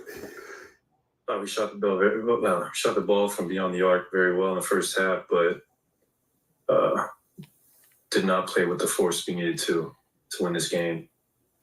Luckily for us, we got a quick turnaround and can still win the week. But yeah, we got to make that correction tomorrow. Just be more aggressive on the rim, and anytime you do that, the perimeter just opens up so much. What you think of the spark Trace. Oh man, I love those rooks. They're great. They're just the energy they bring every day is much needed. Trace was awesome tonight. So was BP. And it's just great to have them back in the fold. They're going to be a huge help this year. Does this feel like per game the season? Yeah, you can say that. I mean, opening night, it's easy. We can shoot the ball well, but still give ourselves a great chance to win. And it was just a tough part of the schedule. So there's a golden opportunity for us tomorrow to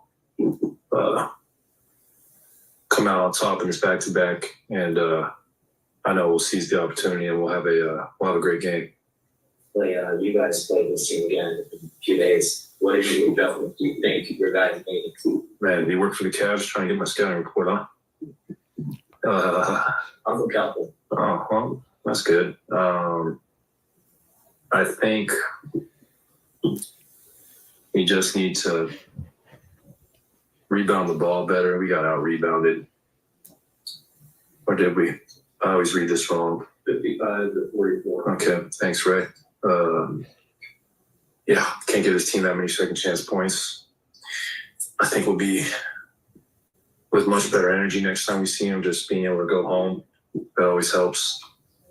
And then, like Anthony said, we got to attack the paint more. And I think we'll be in a good position to split the series with the Cavs this year.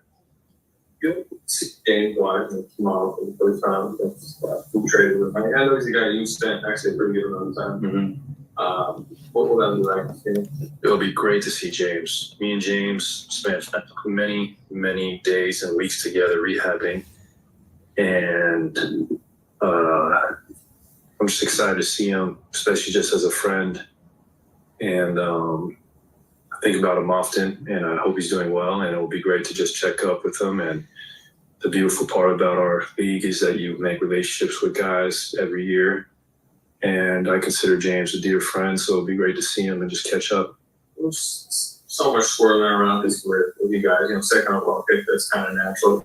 What's just kind of your bigger picture view of how it went? I mean, the guy's a champion. He's 21 years old. It's tough. I think he might be 22, whatever he is. He's extremely young. And it's not linear to make it to greatness in this league. It takes time. I mean, there's so many examples in the history of the game. Guys bounce around until they find a spot or they find a niche in the league. And I know James has greatness ahead of him. It can be hard at times when you're a young player and you're trying to establish yourself, but James is such a smart young man that he will be in this league for a long time. No problem. This is coming right to the camera. Oh, that's a good one. Oh. So yeah, Klay with the paper airplane and words about James. Klay's always done well on the podium. It's like I had him already on the Instagram, and I want to do more, but they're all Klay. I can't have the whole thing be Klay. So yeah, check out our Instagram, instagram.com, LetsGoWarriors. So I already had Klay right here, so I can't do Klay again. So I gotta mix it up. And I had Klay back there and more Klay from China Klay and Pacquiao. So gotta mix it up a little bit. But he keeps saying good stuff. And meanwhile,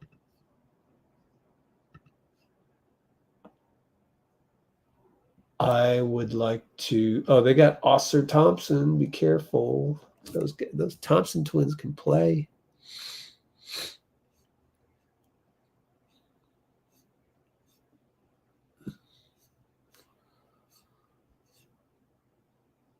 Okay. So we're kind of caught up here. Oh yeah. Let's finish Steve. The younger guys to show them, what being a pro is about. And he kind of learned it from Andre Iguodala, and he's passing that on to our younger guys. So it's Loon's a great example of what we look for. Caught something the other night that you said about closing games. As a player and as a coach in your experiences, what have you learned about that particular time of the game to get the job done, and how have you guys done it so consistently? Well, the best teams are the ones that can get stopped. Well, we heard this already, so I'm going to fast forward a little bit. At crunch time, it made no sense in not giving. If you have the game, Young guys hurt your energy. You did. And we heard that one too. We did win late last year. They're my computer. They force them to do stuff. 6 different starting lineups in 6 games. As a coach, how difficult can that be to manage? Heard that one as well. This is different. It's on the to channel. try to figure out but this everybody does. We won the championship. There was a point in February or March where we were banged up. We lost 6 games in a row. But we recovered, obviously. And so the main thing is just weathering the storm and, getting everybody to just continue to compete and trust that, the journey will get a little smoother as you go. The Cats were a good regular season team last year, but they're trying to become a great team in the near future. How does a team make a leap to becoming from a good team to a great team? I don't know if I can answer that. I think, the main thing is you just try to work on the things that you can improve. I mean, they were the #1 defense in the league, I think, a year ago.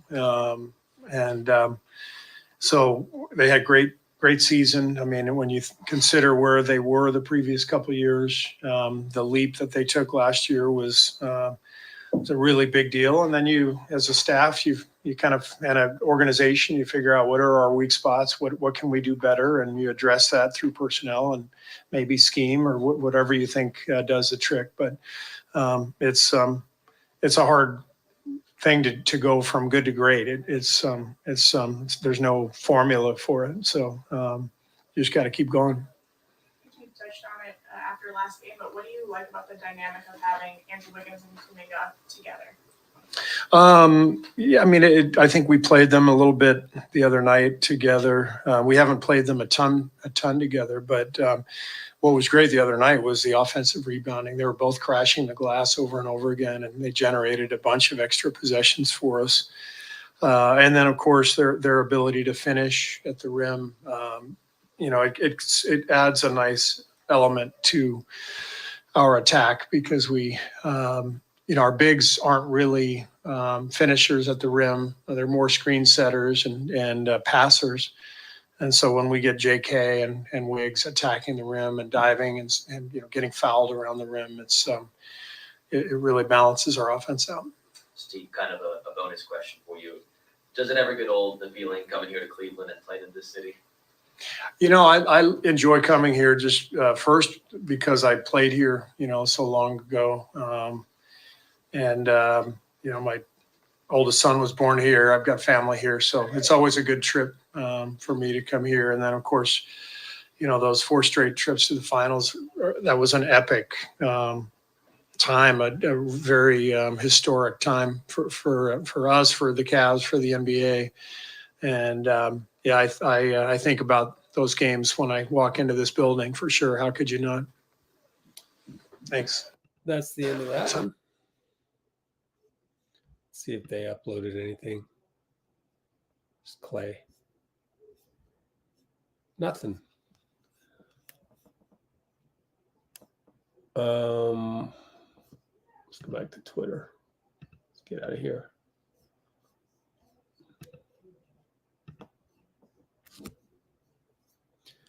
Looking at catching up with Wiseman tomorrow. Doing his paper airplane, by the way.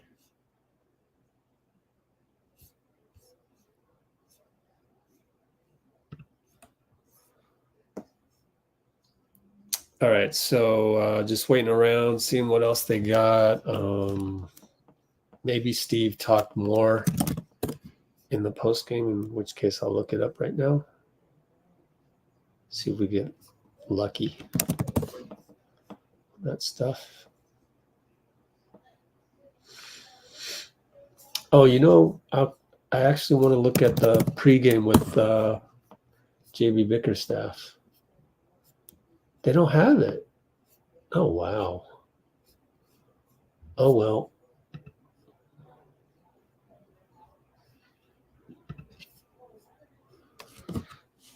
There it is. Yeah, Steve only talked for 3 minutes. We might as well just play the whole thing. I can go get a restroom break in the interim as well.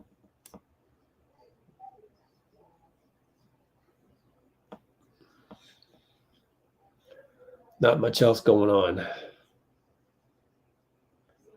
All right, so I'm downloading that. Get ready to upload that.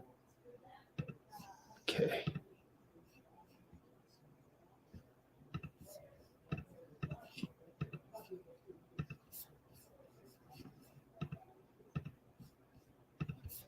Give me 24 more seconds. All right, let's do this.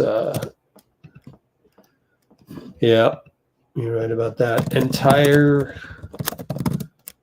post-game Kerr video now on.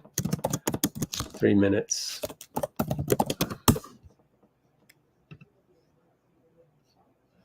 Steve played for the Cavs. Did he? I think he did, yeah. He played under Lenny Wilkins. Yep. Uh-oh. McCollum got injured.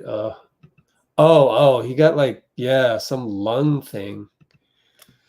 Anyways, I got to use the restroom as well. But here, entire Steve video post-game. 3 minutes. Let's throw that up.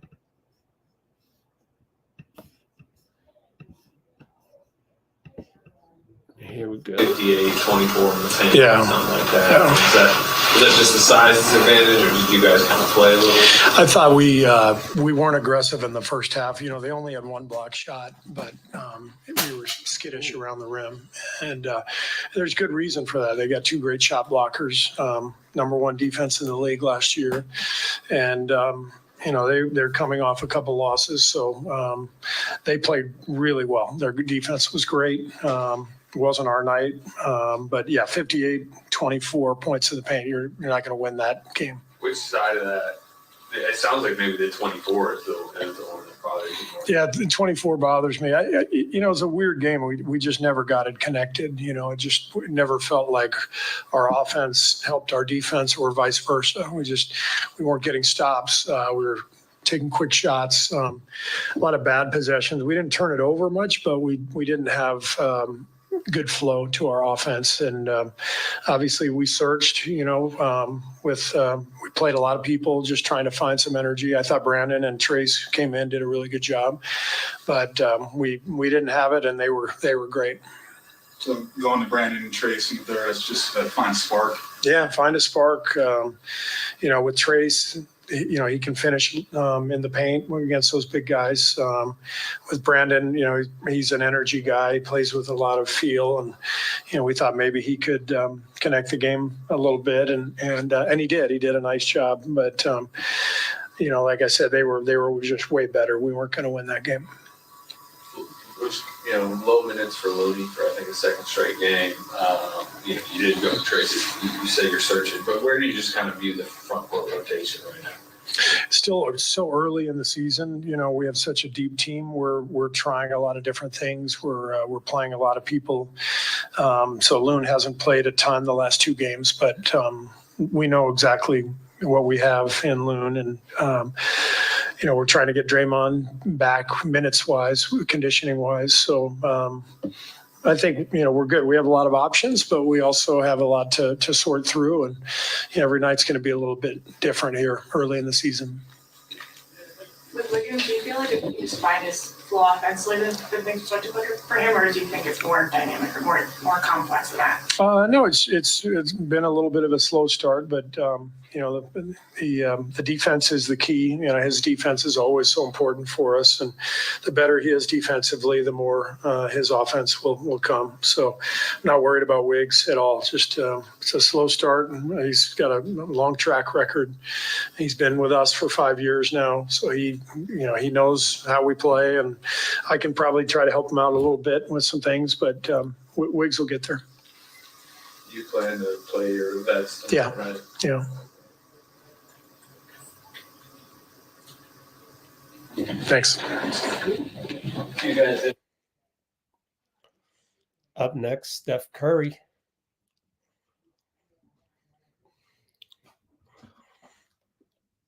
So let me queue up one more time. So let me get out of here.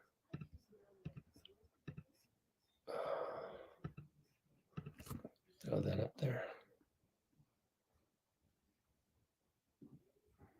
Okay.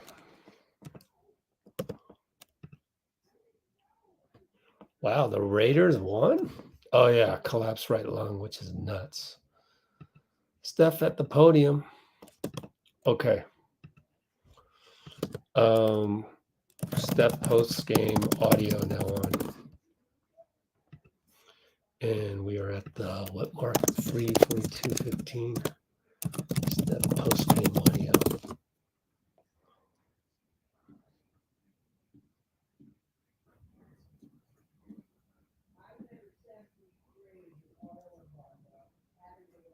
When you're trying to get over the hump and, 12 of them in the fourth quarter. We're also going to talk. Sorry about that. Steph Curry is at the podium. Would love to see what he had to say about tonight's game. It was a big deal just when you're trying to get over the hump and, create a presence in the game. Easy shots, letting them get to the free throw line too, on top of that. They always say like styles make fights, and from OKC to Cleveland, that's a big difference in the way that they approach the game, and their game plan won. So a good learning lesson for us. Understanding the details of how you need to beat certain teams, making those adjustments, so we just didn't do it. What do you think the spark that Trace gave you back from Santos? They bring great energy. They approach the game the right way. That's why we love having them around. And you can throw them in there, and they look like they belong. So it's nice to see them play with confidence, play with energy, and give us a huge bump. And I'm sure they're only going to get more confident as they go. And, staying ready is a hard thing in the league. For guys like them, you don't know if you're going to play 30 seconds, a minute, or 8 minutes, or not play, like all in between. You got to stay locked in mentally, and that's the challenge for them, and they're doing a great job. By a great day for the team. I mean, their lineup, they have two bigs that try to control the paint, put pressure on your offensive rebounds. You make your rotations on defense a little different. OKC was obviously mostly 5-out, Chet out there, and trying to just keep everything in front of you. Tonight, the physicality of the game, but also just the kind of minor nuances of how they try to create shots. Obviously, Donovan is going to be, and Darius are, pretty ball dominant. They try to create, but they put so much pressure on you, even if they're not, getting crazy lobs all the time. The threat of it is there, and then you're worried about both. So it's, like I said, it's just a good lesson for us defensively on understanding how you can slow them down, especially on the road. Steph, when I saw you last and you're ready to go forward, you told me it's always a special feeling coming back. Obviously, in Akron, it's your hometown, but does the feeling ever get old of coming here and playing in Cleveland? I mean, I love it just for all the reasons. The history we have here in this building and the connection to Akron, and even coming to Firestone this summer and the whole deal. So I'm just adding to it, but definitely I wouldn't say it's something you look forward to, but it's like one of those kind of nostalgic vibes that you get, and you appreciate the energy here. Second straight game on side. What's good performance? What is it big for the offense? Is scoring up that? It's just him being aggressive. He has a lot of confidence in his shot. He's always had it. It's just a matter of him taking them, and it gives us such good life because they have to take away stuff, or they try to take away stuff that are kind of our pet plays. And when he's able to space, knock down shots, it just gives us a huge boost, gets him involved in the game offensively early and often. I'm sure he's going to continue. You guys are going to see James Wiseman again tomorrow night. What are your thoughts on that and the situation he finds himself in this one? I haven't talked to him, so I don't know where his head's at, but he's a great dude. He's a great teammate when he's with us. I'm going to look forward to, crossing paths with him, talking to him, showing him love. I know he's not playing much, but it's the challenge of, that he's facing in terms of, understanding how he can continue to get better and, force them to play him. Like that's the challenge. So knowing him and when I'm talking to him, I know he'll have extreme confidence in himself to figure it out, even if it's not on the timeline that he wants right now. The circumstances we can work with it. But you read back on that and, not like necessarily whatever, but kind of just wish it had gone a little differently. Obviously, this path could have been smooth. I mean, you could say it about a lot of situations with teammates that, whether it was with us or when they went somewhere else, you wish that, things happen quicker, sooner, or better outcomes. But his story's still developing. Like, nobody's putting a pin in that right now. It's, he's a young dude. He's super talented. He works hard. So, I'm confident he'll be able to figure it out, just a matter of when. And that's really all you can focus on. And that's not really looking back at how it went with us or whatnot. It's just knowing he has the mental fortitude, I think, and the work ethic to figure it out. What's Jerry with you right now compared to last season? It helps coming into training camp. I think he's healthier than he was coming off the procedure he had last year and the rehab stint that he went through. And then you just understand we know him so well. He knows our system and his role and how he can impact the game on both ends. And so when you can start out a season like that, just mentally, it's helpful for just the clarity of what he's supposed to do out there. But I think he looks great, and he's been putting the time in off the court to prepare his body, which is not a lot of people see what he goes through to do that, and it's impressive.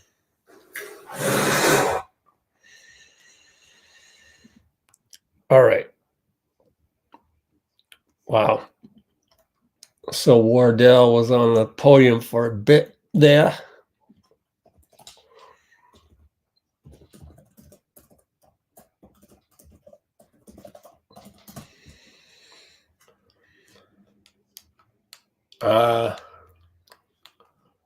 Trying to get the popcorn out of my teeth, my bad.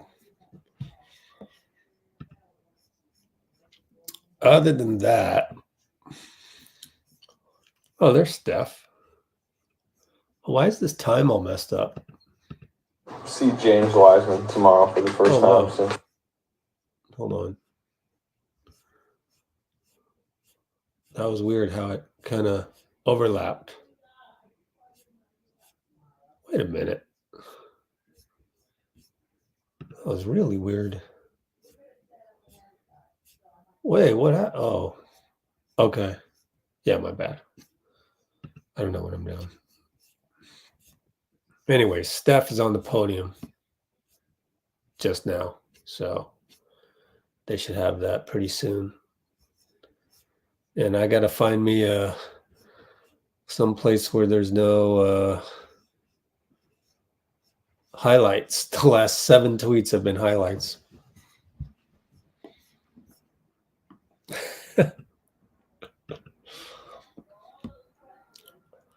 All right. I think it's time for me to go and get some Starbucks to wake up a little bit, but also finish up these post-game interviews, which I don't know that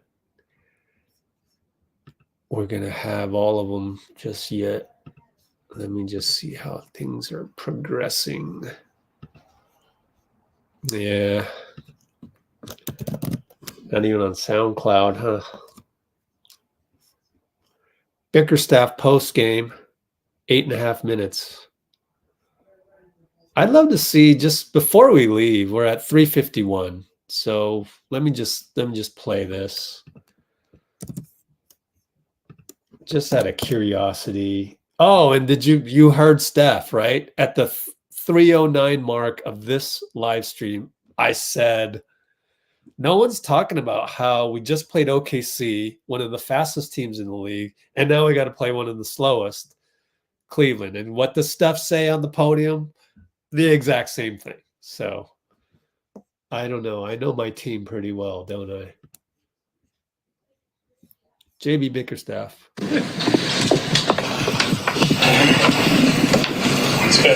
Spencer Davies, Cat Insider. Darius looked like he had a really big mindset to get downhill tonight. How does that change what you guys do, and how does that open up things for other guys? I mean, it's just the pressure that he puts on the paint and what he does to the defense. When he's in the paint, attention is always going to be towards him. But for him to get to the free throw line 13 times, put us in a bonus. The game changes when people get in foul trouble and have foul pressure on them. Everything kind of eases up. With his teammates out there that have the ability to space and play around him, he's going to have a lot of those situations where it's one-on-one, and we know he's so good at beating his man. But it's like everything we want to do starts with attacking the paint. And, again, that's where your kickouts come from. That's where the threes come from. And I think he set the tone for us. Altogether, it looked like your bigs were just imposing their will on the glass tonight. Was that just technique, or was it more of a want? It was effort. It was effort. I think both of those guys, just did a phenomenal job of making the extra effort and doing one more. Evan, obviously, J.A., but they weren't ones that just came to them. You know what I mean? Like, they fought to go and get them, and they knew we needed it. Our defense starts with our bigs and it ends with our bigs, and we know that. So to have both those guys back there protecting the paint, protecting their teammates, but then also helping us finish possessions is big time. All in all, it looked like this is your most complete game so far. What does it take to achieve the consistency that you're searching for? Just time, you know what I mean? Like we talked about it pregame. It's basketball reality is where we live. And in basketball reality, nothing happens overnight. So this is the second game that we've had, our starting lineup on the floor. We've had guys, even in that, they're both on minutes restrictions still. So it's just going to come down to us getting the reps and continuing to play together, and we're only going to get better. Ethan Zane, Cleveland.com. It seemed like those 5 guys that you had on the floor really played off of each other. Donovan and Darius and accentuating each other's game, and Jared Allen and Evan Mobley doing their thing on the glass. What was this kind of saying to that? Is this the complete team together? We are a team, and the only thing that matters to us is our team. We are not a bunch of individuals that have just gathered in the locker room. All we preach to our guys and all that they've bought into is doing things for one another, caring about one another, playing the game with one another. And when we share the game, with the talent that we have on the floor, we're not going to be an easy out for anybody. And I think that's got to be our focus, is just continue to be the best team every single night, because we can control that. Now, you're not going to win every game, but if you're the best team on the floor, you're going to give yourself a chance. In the fourth quarter, you guys' defense led to a lot of transition on offense. Can you speak to what that was like to see? Yeah, I mean, that's, who we are. And the core of our group and any success we have starts with the defensive end of the floor. That's the mindset that we have. is that we have to get stops, and whatever energy we expend on the defensive end is going to transfer to our offense. So our mindset is get as many stops as we can, be physical, be scrappy, and just have that grit and toughness to us, and then give the offense a chance with the talent. Does Evan seem more relaxed with Jared out on the floor with him?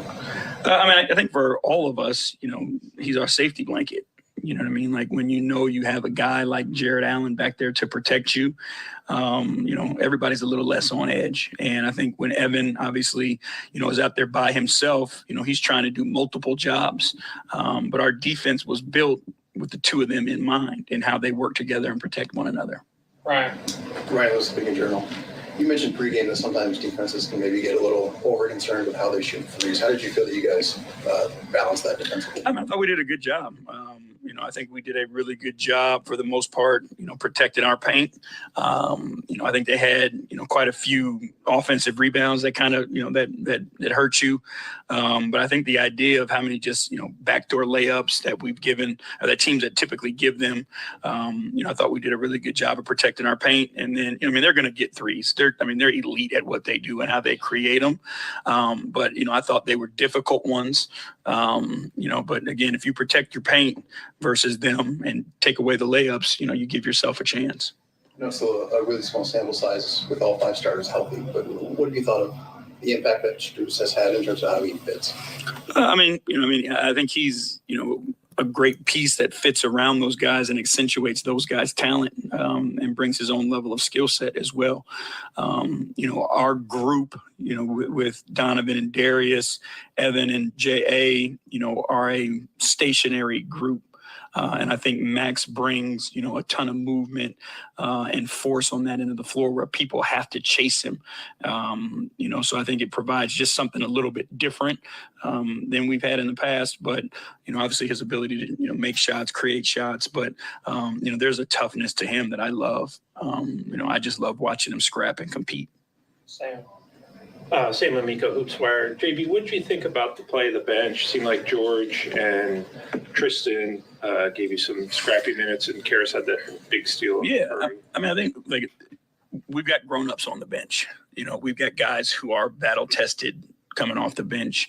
The greatest thing a coach can have is, knowing what his guys are going to do every single night. And with Tristan, with Karras, with George, all those guys that are coming off the bench, Isaac when he's healthy, who they are and what they're going to do. And there's a trust level there. Dean Wade, we have a trust in them that we know what they're going to do. And that makes all of us, a little more at ease. Marissa News, Chronicle Telegram. JB, obviously early, but is this a win and a performance that shows you what this team can be when you're at full strength? Yeah, the Warriors are a really good basketball team. You can't take anything from them. They put a ton of pressure on you. But, again, I think we're a really good basketball team also. We just have to stay whole and get reps together. But, again, you look at the talent, you look at the skill set, the ability to get stops when we need to. And we can be a dynamic team, but, again, this is a process for us and we're going step by step. And we're not skipping any of those. Last one, Evan David, I'll write down Nicola. JB, I noticed the other night Jared was shooting free throw left-handed. He had a push-up floater that he also shot left-handed. Is that by design? You guys are something doing just to kind of get him more comfortable out there, or is this just something new he's added to his game? It's something new that he's adding to his game. Okay, good to know. And more so on the offensive side of things, you had really preached in the preseason, and we saw it during the preseason at times, especially when Darius was healthy, that you guys are playing at a faster pace, and there's a lot of movement just off ball, whether it's through screening or cutting. Do you think tonight it was a good representation of how you want to play on offense? Yeah, I think so. And what we do, and this is where people get a little cautious, especially late, in fourth quarters and everything kind of slows down. But I think you saw tonight, we were able to get back-breaking layups because we did the job defensively and we ran and we threw the ball ahead and we got some cheap ones that may push a game from 6 to 8 or 8 to 10, to give you that extra cushion. But it's also an emotional thing. When a guy gets a breakaway layup, it has an impact on the opponent as well. So we want to continue to do that. We want to try to create as many easy opportunities. We're not going to be, one of the 7 seconds or less teams, but we want to be explosive when we transition from defense to offense. Thank you, guys. Have a good night. I think it's time to call it a night.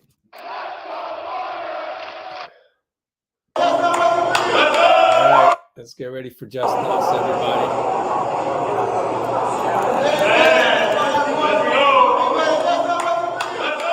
Just Us. Next live tomorrow.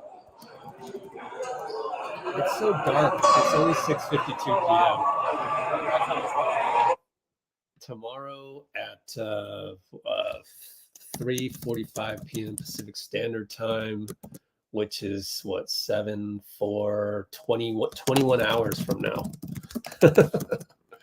Right back here, folks. See you soon. Bye-bye.